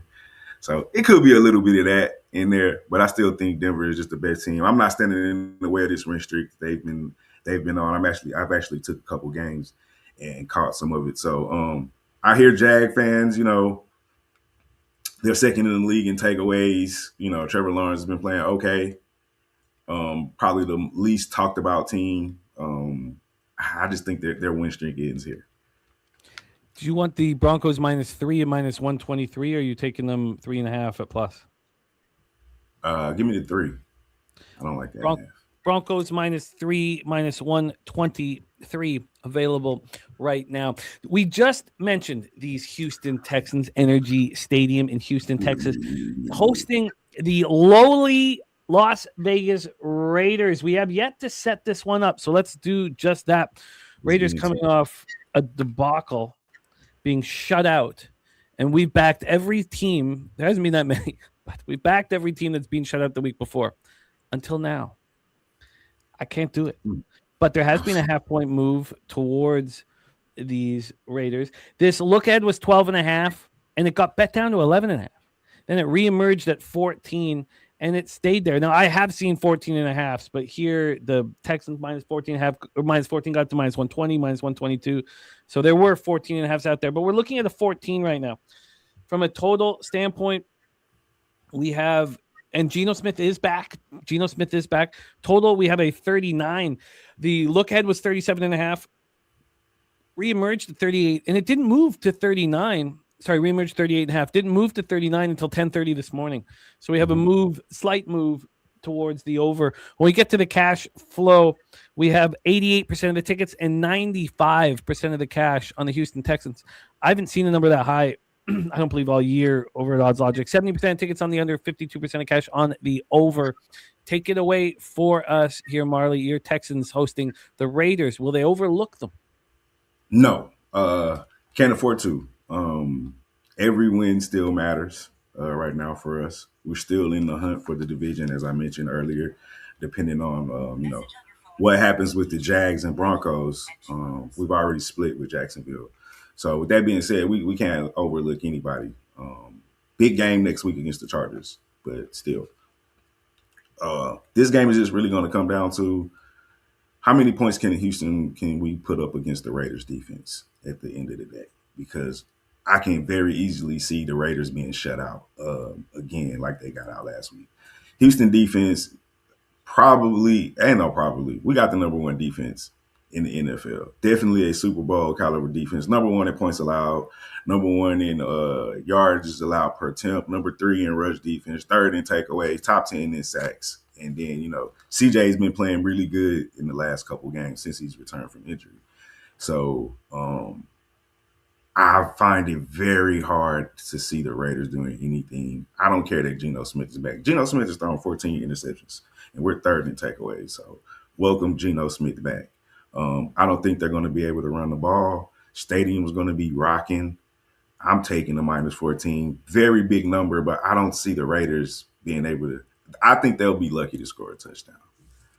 Texans -14, which takes us to our final spot on the board here. It's our Monday nighter. Marley, we miss you on our live streams whenever you're I got to catch one, man. Yeah, we miss you, man. We miss rocking with brothers and bets. 49ers 10-4, 6-2 on the road. Colts 8-6, 6-1 at home. We're at Lucas Oil Stadium in Indianapolis. We have a line here. This total is 46. The look ahead was 46, reemerged 46.5, dropped to 46 on Friday. Then on the point spread, we have 5.5s and 5s. We also have 6s at -120. You can still get a 6 at -120, which is what I did. I'm on the Colts +6 at -120. Our ROI, now look, if this closes at 6 or 6.5, then it's all moot. But our ROI on dogs that have gone through the 6 to 5.5, look at the Vikings in Dallas last week, is insane. It's absolutely insane. So how could we just not bet them every time it goes through the 6 to 5.5? I mean, it's Troy's bread and butter. It's putting money in all of our pockets. And at this point, I just don't question it. I just bet it. So that's the situation there. From a cash flow standpoint here for the Monday Nighter, 77% of the tickets, 86% of the cash on the 49ers. There's only 1/6 in the entire legal American market that I'm looking at over at South Point. From a total standpoint, 77% of tickets on the under and 60% of cash. Marley, take it away. All right. My man, Ape Capper say Raiders money line. Yeah, man, bear big, man. He's got huge balls, huge dangling balls, man. Oh, man. If that hit, I'd be sick. I'm not going to lie. Not because of the money, just because my team lost. All right. Raiders money line. That's a good one. I like it. I'm on San Fran here, Jimmy. Minus the 5.5. Did we all? I was watching the sports shows and whatnot after the Seattle game. Everybody was praising Phillip Rivers, and I felt like I'm one of the rare people that was like, did we not understand what we saw in that game? Like, you think he played well, Jimmy? No, but he did give them a sense of he's not going to screw it all up. He's not going to throw 3 interceptions. If he has the best defense on the field, he's going to give the defense which he didn't against Seattle. Look, that Seattle overlooked them. They had the Rams on deck, and it was all that. But he's not going to ruin the game. He's not going to that's all. Okay, because what I saw was a guy that, like you said, he's not going to turn the ball over, right? He's a veteran quarterback. I think probably a Hall of Famer, right? We all agree, maybe. So borderline. I think he gets in. I didn't until this 44-year-old foray is it's swaying me as a voter. I'm like, look at this guy with those sloppy tits running around the field. I think he gets in, man. You got to remember too, he was in the era with Peyton Manning and Tom Brady. That's why he doesn't have the trophies that those guys have. But he was a damn good quarterback, in my opinion. With that being said, man, he couldn't throw the ball downfield. I mean, he threw for, I wrote it down. He threw for 120 yards, I think. Yeah. On 27 attempts with the touchdown and the interception. My 12-year-old can throw for more yards than that if we let him throw it 27 times.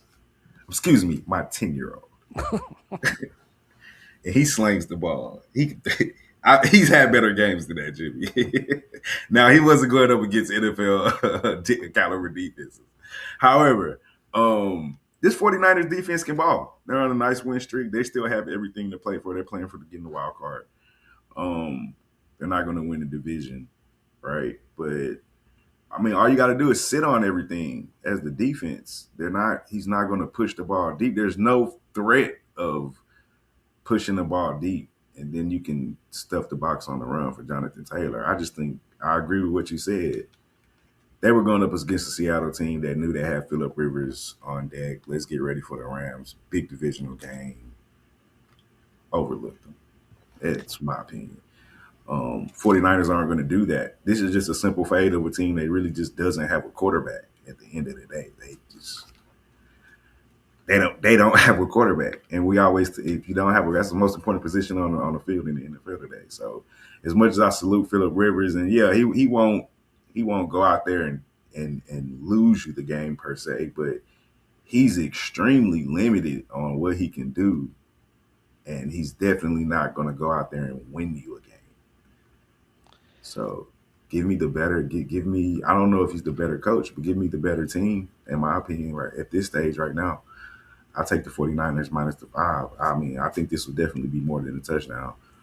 I like the under too. I didn't bet it, but I probably should. Do we want to make the under official? I got you 49ers minus 5, minus 111. Do you want the under as well?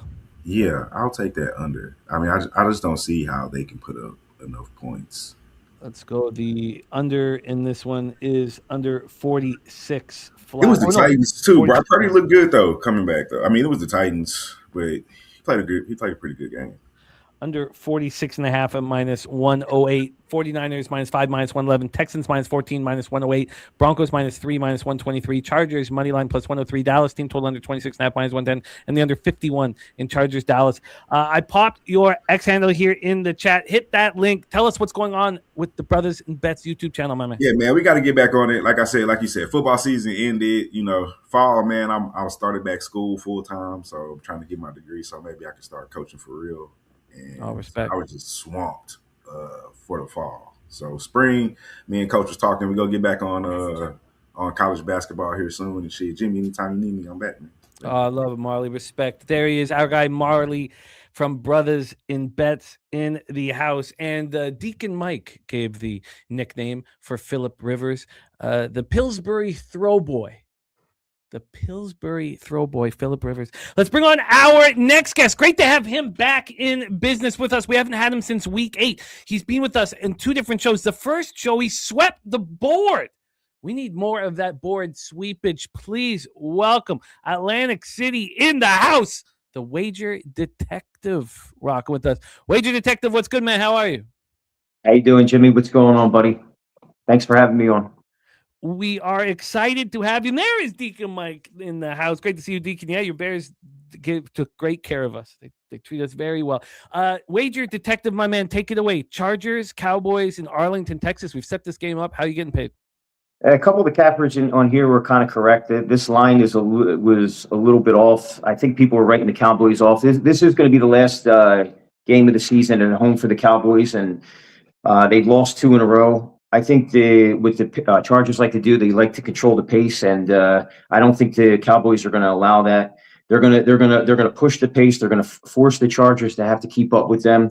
And the Cowboys, what stood out to me in my cap was the Cowboys are 6-2 in their last 8 home games in the month of December, and the Chargers under Harbaugh are 5-4 in 9 games versus the NFC. I like the Cowboys minus 1.5, and I like this game to go over the total.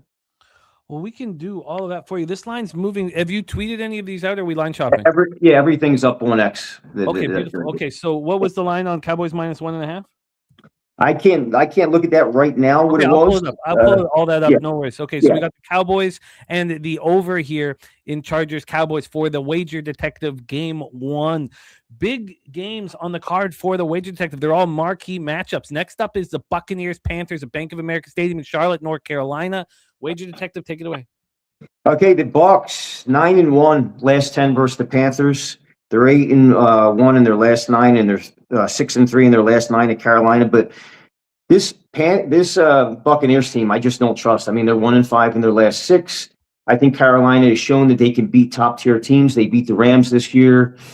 They beat another high profile team this year. I just think that when it comes down to it, they're a better team, and I'm going to go with them to cover the spread and possibly win outright. I think I did put on the on my Twitter, it was +3.5. But I noticed that line did move to +3, -118. I still like it. I think they could win this game. And I agree with what Weinstein said about this game. I was tossing and turning about this game going over under, but I do believe this game does sneak over the total. I think both teams will score. I mean, the Panthers, they're not really adept at running the ball, but Bryce Young, this is Oklahoma versus Alabama all over again. Just like we had this weekend, Baker Mayfield versus Bryce Young. And I think Alabama's going to win again in this one. Bryce Young, four fourth quarter comebacks, 5 game-winning drives. I like the Panthers at home here, +3.5, +3. And the game to go over. You are in business here. I got this Panthers +3. I don't see the Tampa over on your bonus. That's not on there, but when I did hear Weinstein talk about it, it did make a little bit more sense, gave me a little more confidence to make that decision there and call that as well. Okay, perfect. Okay, well, let's give that over. So that over in Tampa Bay, Carolina, the best line we can give you is over 44.5. Tampa, Carolina over 44.5 at -114, unless you want a 45 at -108. Or No, 45 at -105. Oh, -105. That makes it tempting. You know what? Give it to me. I'll take that. I'll step into the fire on that one. With the 45? Yeah. Okay, over 45, -105 for the Wager Detective, which takes us to Mile High, Denver, Colorado. Wager Detective, take it away. Okay, the Jaguars 1-4 in the last 5 versus the Broncos, but they are 3-1 in their last 4 at the Broncos. 2 overs and 2 unders in those games there. Jaguars do have the Colts on deck. This is a tough game, man. I mean, this could go either way. I mean, you have Trevor Lawrence, 3 fourth quarter comebacks, 4 game-winning drives, but Bo Nix has got 5 fourth quarter comebacks, 6 game-winning drives. If it gets close and it gets dirty and it gets muddy, I know the Broncos are 7-0 at home this year, but I think, you got to get to a point where there's regression to the mean. They've won 11 straight games. 5 of those games have been over, 9 have been under on the year, and they're 3 to the over, 4 to the under at home this year for the Broncos. They do have the number 1 league ranked defense and third down conversions and red zone defense, which makes this game probably lean towards an under. But I just have a sneaky suspicion here that the Jaguars are going to get this done here. And they could possibly win this game. I know it sounds crazy to think that, but I'm leaning towards the Jaguars to cover this spread. Plus, I think it was 3.5. Yeah, plus 3.5, right? Yeah, plus 3.5 at -120 for the Wager Detective, which takes us now to the final game on your 4-game slate. Ford Field in Detroit, Michigan. Wager Detective, take it away.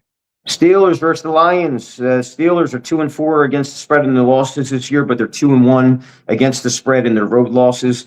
Against the Lions, they've run roughshod over this team, 9-1 in their last 10. I know that's going to be bulletin board material for the Lions. They're going to want to come out and they're going to want to put up a lot of points. My stronger lean on this game is the over. I think there's going to be a lot of points in this game. The Pittsburgh Steelers have the 3rd best red zone offense, scoring 66% of their times in the red zone. But they're a little bit better than the red zone defense against the, compared to the Lions. They're 11th in red zone defense, whereas the Lions are 2nd in red zone offense. So something might give there, but I still see the Lions moving the ball. I see Steelers moving the ball. A couple interesting stats I found about Rodgers. He is 44-19 in games that are 13 plus in the season. So after game 13, he's 44-19. He's 44-17 in late afternoon games. He's 18-8 against the Lions. 10 of those games have gone over and 16 have gone under. And he is 4-4 in his losses against the Lions when he does lose against the Lions. He is 60-26 against the NFC North. And if you look at golf, they have they're 8-0 against the ATS, and they've alternated wins and losses the last 10 games. So I think the Lions will win this game, but now the Lions moved to 7.5. It crossed the key number. I don't care how good the Lions are. They haven't looked that good all year for me to say that they can cover the spread against Pittsburgh. I think Rodgers comes out. They have a good game, and I think they keep that game inside the 7.5. But I do like the over 51.5 as my stronger play on this game. Wager detective on the over 51.5. Minus 110 in Pittsburgh, Detroit Lions, Jaguars plus 3.5 at minus 120. He's on the Panthers plus 3 at minus 120 and the over 45 at minus 105 in Tampa, Carolina. He's on Cowboys minus 1.5, minus 105 and the over 49.5. And Wager Detective, we are very thankful to rock with you, man. Love having you in our chats. Love having you on screen with us. I'm going to pop the Wager Detective's X handle here in the chat. Thank you for rocking with us, man. Thank you for all that you do for the channel. We really appreciate it. So thank you, Wager Detective. There's his X handle. Hit that link and rock with our guy, the Wager Detective. All his action here out on X. And go cash with the Wager Detective. Wager Detective, any last words for the Capper support in the show? Jimmy, thank you for having me on, man. This show's made me a lot better. A lot of great cappers on screen today and a lot of great cappers in the chat. Be sure to check out Bankroll Blitz on Tuesday, one of my favorite shows that I look forward to every single week. So check that show out. It's made me a lot better, and it gives you a better – I thought in the beginning when you had that show, it was kind of like, why are we doing it so early, and why are you doing it so early in the week? But as I've come to get used to it, it's kind of like it makes the perfect sense. Tuesday, you get the early reads on the game. So thank you for having me on. All you guys out there, have a great day today. I appreciate you, Jimmy. Thank you, buddy. Great to have you. Wager Detective and us. What a great group we have, and he's a big part of it. Let's bring on our next guest. This season has been his debut season here on NFL Pub Hub, and he has never had a losing show with us. Sitting 10-7 plus 3.44 units. We have Windsor, Ontario in the house, right across the Detroit River from Detroit City. Please welcome Big Mastro joining us. Big Mastro, what's good, man? How are you?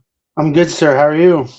I'm pumped up, man. I'm pumped up. We're 18 minutes before kickoff. We have Big Mastro and the Sweaty Butcher putting a bow on our Week 16 NFL Pop-Up. Big Mastro, we need four straight winning shows from the Big Mastro. Chiefs Titans is where you get started. Take it away.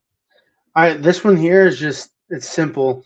The line moved way too much just because Pat Mahomes isn't playing. And you're getting the Chiefs at a buy low spot. I'll take a -3 if it's moved to 3.5, whatever it is. Let's get you that 3, and we can still get it for you -3 at -118, but they are going away. -3 at -118 available right now for these Chiefs. -3, -118. Let's roll up to our next spot on the board here. That is Vikings Giants, MetLife Stadium, East Rutherford, New Jersey. What's your plan here? There's another one. I just see the Vikings, man, they come off 2 big wins, and this game means nothing to them. And this is a game where they're going to have a flat spot. They're looking ahead to their next 2 games. They're trying to play spoiler to the teams in their division. They got nothing for the Giants here, and the Giants – the guys playing for the Giants, they're trying to play hard no matter what every week. So I like the Giants here on the money line. The money line for these New York Giants here at home, MetLife, money line Giants. I will line shop for you in that spot. But let's move on to your third game, Big Mastro, Buccaneers, Panthers. Buccaneers, Panthers here. As much as I do like myself, the quarterback for the Tampa Bay Buccaneers, I've been a big fan of his. I think the Panthers win this game outright. Their team looks more complete this year, and I think they're going to win their division. Giants, we can get you at +125. So now when we move to the Panthers, Big Master, are you looking at money line or spread? Yeah, here? money line again. You don't need the 3 points in this one. Ooh, look at that. Big balls. +135. I'll see if I can beat that right here. And can I get the better than the Yes, plus 136 is the best number available. So back-to-back plus money spots here, plus money dogs for the Big Mastro, which takes us to Mile High, Denver, Colorado. How you getting paid? Believe it or not, I'm going to go with 3 money line dogs, but I'm going to take the Jaguars here on the money line for half a unit, and I'm going to take them plus the 3.5 for a unit and a half. Now, we'll give them both unit each. Okay, you can do that, yeah. Nasty Nate says that he thought we were going to stop complimenting guests' balls. No, you're right, Nasty Nate. That's important. That should probably be on a T-shirt. Nasty Nate. That should probably be on a T-shirt. No, you're absolutely right. Thank you. Keep me in line. Keep me in line. Jaguars, Broncos. You're looking at the Jaguars money line. I'm going to line. Oh, sorry. So we'll do a unit each for our own record keeping purposes. Yeah, that's fine. But the unit and a half for Mastro is on the spread. The half unit is on the money line. Talk to us about your belief in the Jaguars. This is the Trevor Lawrence that everyone wanted to see out of college. It just took a little bit, and it took the right coach. You know, Liam Cohen has really unlocked this Jaguars offense. The one thing that everyone has been saying for years is, you know, that's Trevor Lawrence doesn't look good. He's not the guy he was, but right now he is. The last 5 weeks, the Jaguars, in my opinion, they've been the best team, and no one's been talking about them. It's all about the Rams or the Broncos or Seattle. And really and truly, I think the Jaguars, they're the dark horse to make the Super Bowl. And I think they're going to let everybody know today.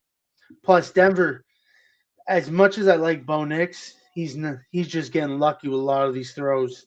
They're going to go against a Jaguars team that runs and passes the ball equally as good as one another. And I like the Jaguars here. You give me the points. Plus 3.5 minus 108, and the Jaguars money line plus 162. Big Mastro firing shots. Last spot on the board here for Big Mastro is Patriots, Ravens, and M&T Bank, Baltimore, Maryland. Take it away. You ever heard of the story? You lose the same game twice. That's what's going to happen in the Patriots here.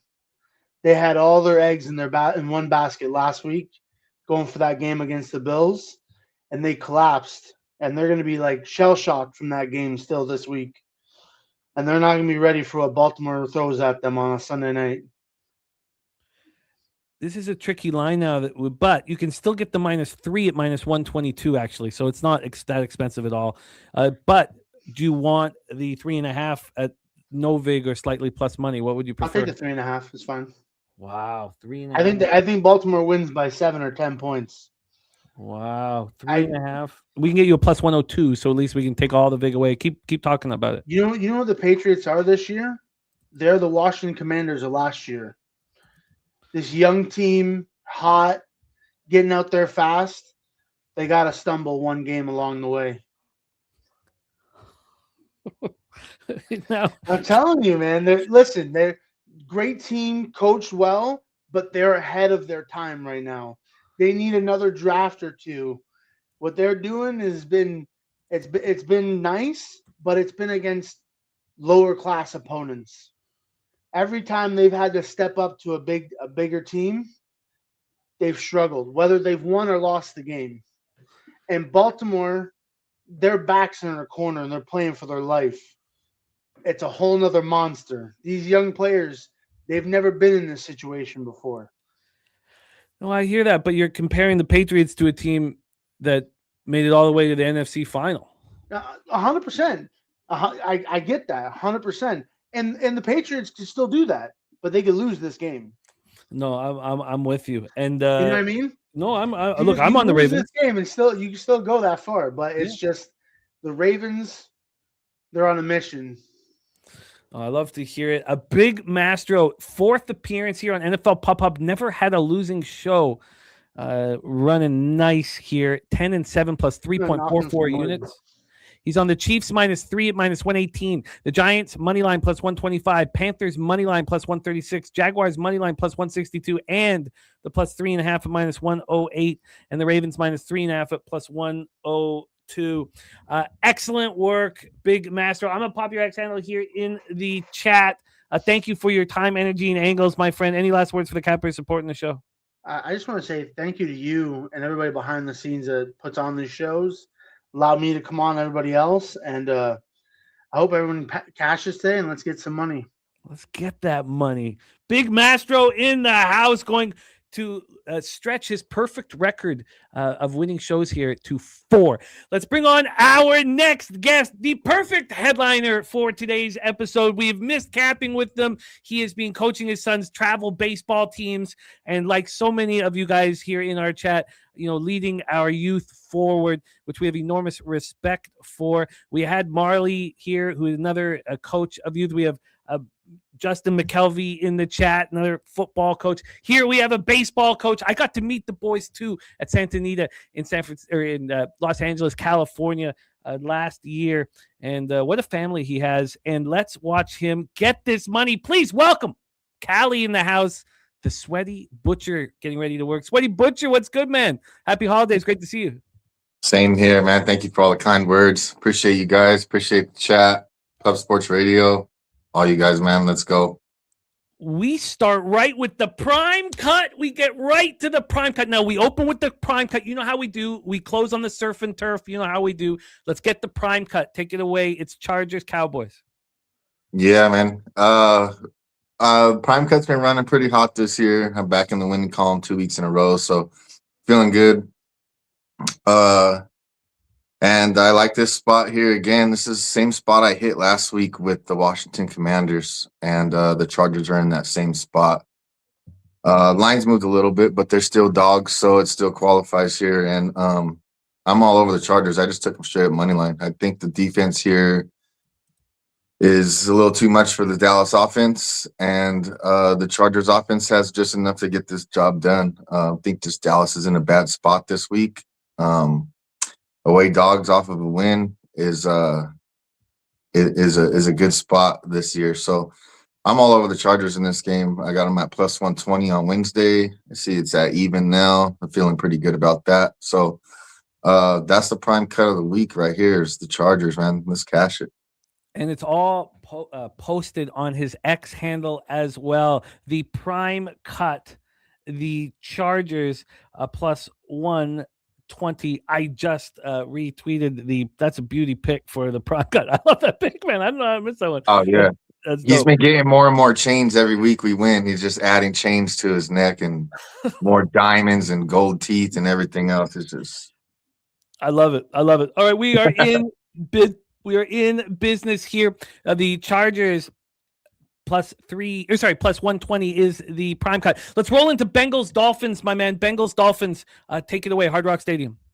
Yeah, I'm just gonna be quick on this one here. I just think the Bengals are just in a better spot than Miami right now. Miami's that record's fraudulent to me. I think this team's just garbage. They're all just fighting for their lives, and McDaniel should have been fired a long time ago. Everything else, I think Joe Burrow getting some good weather, man. He's gonna feel good down there today, and this seems like a runaway game for Cincinnati. I could be totally wrong here, but I don't see Miami getting the job done today. They didn't look good last week. They haven't looked good to me all year. All those wins are fraudulent to me. So I'm on the Bengals here. I got them at -4. Looks like the line's moving a little bit, but I like that look, man. I'm taking the Bengals all day here in this spot. Bengals -4, -110. We move on to Buccaneers, Panthers, and all of these sides have been tweeted out too, other than with the prime cut. Everything has been tweeted out. Is that right? Just my prime cut, the only one I tweeted out. So okay, good. Then I can line shop for you for these. Okay, perfect. That works better. Bengals, I can get you better than that 4 right now. This line's moved back to the Dolphins here. Thank you. Back to the Dolphins. So let's roll into the next spot while I'm line shopping. Next spot for you, Buccaneers, Panthers. Sweaty Butcher, take it away. yeah, I like this game. Last year I would have been all over the Bucks, but this year I don't know, man. These Panthers are here fighting for something here, and I think this is one of the most important games and biggest games they've had probably in the last few seasons. And I think they're going to show up today and make a statement here for this division. They want it. They've been struggling for years, and they're in a spot now where they have some type of momentum going, and this is the game to prove that they got what they got. So I'm on the Carolina Panthers +3. I also want to add the money line to this since it's already in the later play. I like to just add it as a straight up play too. So I'm gonna be on the Panthers +3 and the Panthers money line here. Like I said, it's a pretty even matchup here. Maybe the Bucks have a little bit of edge on offense, but I just feel like it's such a huge game for the Panthers that they got to keep it tight and ultimately come out and get this win. Panthers +3 -115. Panthers money line right now +136. As this line's moving quickly towards the Dolphins before kickoff, you have options. Do you want the Bengals -3 at -124 or -3.5 at -102? Let's buy the hook. I'll take the 3 and just to be a little bit more safe. -3 -124. Wow, a big move towards these Miami Dolphins. That takes us to Ford Field in Detroit, Michigan. Take it away, Steelers, Lions. Yeah, this spot I'm not super heavy on this spot, but I think this game comes down to some type of shootout here. That's how the overs where it's at. I think Rodgers and Goff kind of trade blow for blow here, which ultimately tells me 7 points is just way too much. I think this is a closer game. I think this is a shootout type of game, fourth quarter win, last drive type of game, and I don't think it goes over a touchdown here. So I'm on the Steelers side +7. Like I said, this is not my strongest play. I just feel like it's just going to be a shootout, and this game's going to come down to the end here. So giving me a tutty on one side or the other, I'm going to take it. So I'm on the Steelers side +7 here. And is the over as well or no? No, I'm not on the over. Even though I do believe this game gets over, I'm going to stay off this over.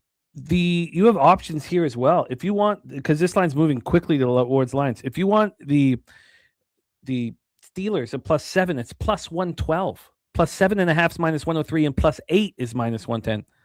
I mean, you could get +9.5 at -126. I mean, it's crazy this line moving towards the Lions. Wow, that doesn't make me feel really good. But let's take the 8 then. I'll take the 8 at -110. +8. +8 at -110 here for the Steelers.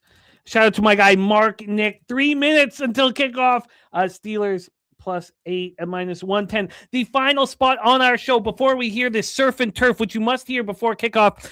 So you know what? Let's tell them, give the surf and turf out just because this is their chance to get it in because your final spot's the Sunday nighter. Okay. If anybody wants to rock with the surf and turf, take it away. Surf and turf. Take it away. Yeah, the surf and turf. I put the 2 top dogs that I loved on this board the most today, and that's the Chargers money line and the Panthers money line. Pays us almost +400 there, or it might be at +400. I'm not sure. That Panthers line moved now. When I put it in yesterday, I got +383. I didn't post it, but that's the line I got. So, yeah, I love that. I like I said, the Panthers got to come out here and win. Chargers are in a really good spot. I like this double dog parlay here, a little 2-teamer to get us a couple extra units. And the Panthers Chargers moneyline parlay at this very second is +347. +347 is the surf and turf at this very moment, which takes us to our final spot on the board, Sweaty Butcher, Sunday evening right here. If you are available, we'd love to have you back in business with us on our live stream. But take it away, your plan for our Sunday night live stream. Yeah, man. I should be available, so I'll jump on with you guys. And I led the over in this game. I think this is going to be another shootout game, low key like that Lions and Steelers game here. Patriots have been putting up points. Baltimore's been trying to find a way.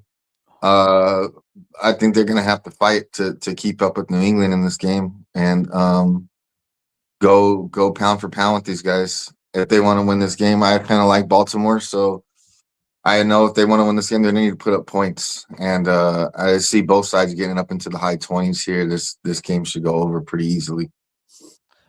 You are in business. But I made a mistake when I did the parlay. I accidentally parlayed it with the Cowboys. That's why it was 347. It's +374 is the Panthers Chargers money line parlay. +374, not 47. My apologies there. So it's higher. It's just 9 cents off of what you got. Then the over here makes me nervous. It is moving towards the over. I am on the under. Makes me nervous. Actually, yeah, it's not. It is moving. Yeah, because I got that 48 minus. So we have options here. Do you want the 48 minus 113, 48 and a half minus 105, 49 plus 103? Let's do the 48 and a half. 48 and a half at minus 105 here, over 48 and a half. Minus 105 for the Sweaty Butcher. Surf and Turf. Panthers, Chargers, moneyline parlay plus 374. The over 48 and a half. And Patriots, Ravens. Steelers plus 8 at minus 110. Panthers plus 3 at minus 115. And Panthers moneyline plus 136. Bengals minus 3 at minus 124. And the prime cut is Chargers plus 120. And support our guy. The Sweaty Butcher puts all his action out here on X. And love it, man. Respect it. One of the stars, Medicate as well. Free bands play day is the Ravens minus 2.5 for it. Dougie Wise. There is the Sweaty Butcher's X handle. Hit that link. Support our guy, the Sweaty Butcher. Sweaty Butcher, my man. Thank you for your time and energy. Love to the fam. Have a great holidays. Any last words for the Cappers supporting the show? Thank you, Jimmy. Same to you. Happy holidays. Hope the kids have a blast. Everybody in the chat, big shout out to you guys. Thanks for keeping this thing going. All the guys on the panel before me, Jimmy, Jose behind the scenes, everybody else. Big shout out to you guys. Happy holidays. Oh, respect. There is the Sweaty Butcher in the house. Shambria, I came close to moving on the Capitals on that 1 p.m. game and I didn't. So for NHL right now, I was running so nice and then I got crushed in that Canucks game last night. So I guess I don't even know if the Oilers bounce back. It's an ugly line. So if there is anything, I don't know if there will be, man. I kind of want a night off of everything not football. I just want to focus solely on football today. I did make my final future bet of the year about an hour before the show. And after sitting with it, I was like, because we talked about it, the Bills to win the conference is just not risk reward worthy at 350 or 375 or whatever you can get it. So I just needed to come to that understanding. I only bet the Super Bowl for the Bills, and that's my last future of the year here. So we're in business. We are in business. Let's review all action here on the show. Free bands is Ravens. Strategic investments, Jack Biadora. Play today is the Chiefs minus 2.5.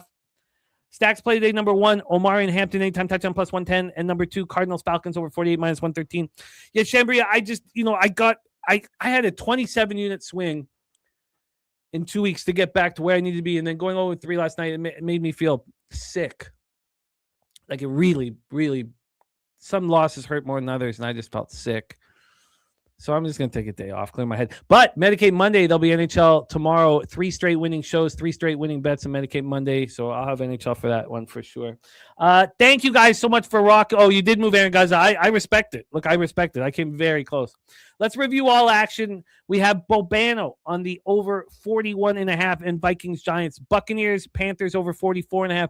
He's on the Titans plus 3.5 and the over 37.5. Chargers plus 1.5. The over 47.5. Falcons, Cardinals. Jacksonville plus 4 and the over 46.5. He's on Detroit minus 7. Detroit double result. Detroit team total over 30.5 and the over 51. He's on the Patriots plus 4. The over 48 and the Patriots team total over 22.5. Wine Time Sports on the Cowboys minus 1. The Dolphins plus 4.5. The over 45.5. The Giants plus 3 in the first half plus 1. The first half over 26 in Pittsburgh, Detroit. Lions minus 1 and the over 46 is his teaser in that one. Over 28.5 for the Lions team total. That was minus 130, the juice. The Ravens minus 3 as well for Wine Time. Billy Brisbane, Burrow over 1.5 touchdowns. Chase anytime touchdown plus 114. Audric Estime anytime touchdown plus 150. Michael Carter anytime touchdown plus 115. And the Lions minus 7. Minus 110. Salty Pete is on the Buccaneers minus 3 at plus 100. He's on the Saints minus 5.5, minus 135. Broncos minus 3 at minus 122. Patriots plus 3 at plus 110. And the exotic for Salty Pete is a parlay with Allen anytime touchdown, Bills plus 1.5, Broncos plus 1.5, Texans money line that's plus 219. Marley back in business, last year's champion, season 3 runner-up. Chargers money line, Dallas team total under 26.5 and the under 51. He's on the Broncos minus 3, the Texans minus 14, the 49ers minus 5 and the under 46.5 in San Francisco, Indianapolis. The wager detective, Cowboys minus 1.5 and the over 49.5. Panthers plus 3 and the over 45. Jaguars plus 3.5 and the over 51.5. Then Big Mastro, Chiefs -3, Giants money line, Panthers money line, Jaguars money line, Jaguars +3.5, and the Ravens -3.5 at plus money here. Then Sweaty Butcher, Prime Cut Chargers money line, Bengals -3, Panthers +3 and the money line, Steelers +8, over 48.5, and the Surf and Turf is the Panthers Chargers at +374.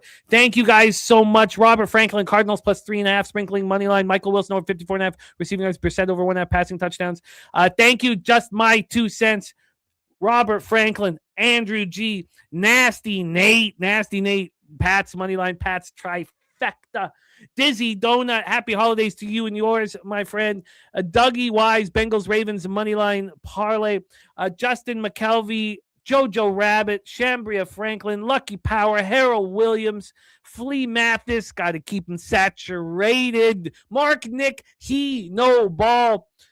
Thank you guys. Malek, thank you to all of you. Mark Nick, Man Bear Pig, Jake, Martez Denny, Kong's Clips, Caden, thank you guys all so much. Pipe Layer, Omer, coming to us from France, Deacon Mike, Crip Key, thank you guys so much. On behalf of all of us at Pub Sports Radio, let's go get this money. Thank you to Jose Bouquet behind the scenes. Thank you to Jeff Slaughter for giving us this forum and this opportunity to rock. We'll see you guys in the Discord. And later, we'll see you guys tonight right here for our giant live stream. Ravens, Patriots. Does it get better than this, man? It doesn't. Go out there and get that money, get that cash, study hard, and reap the rewards and milk these bookies, man. Leche! Hey, los bookmakers, milk this shit. Look.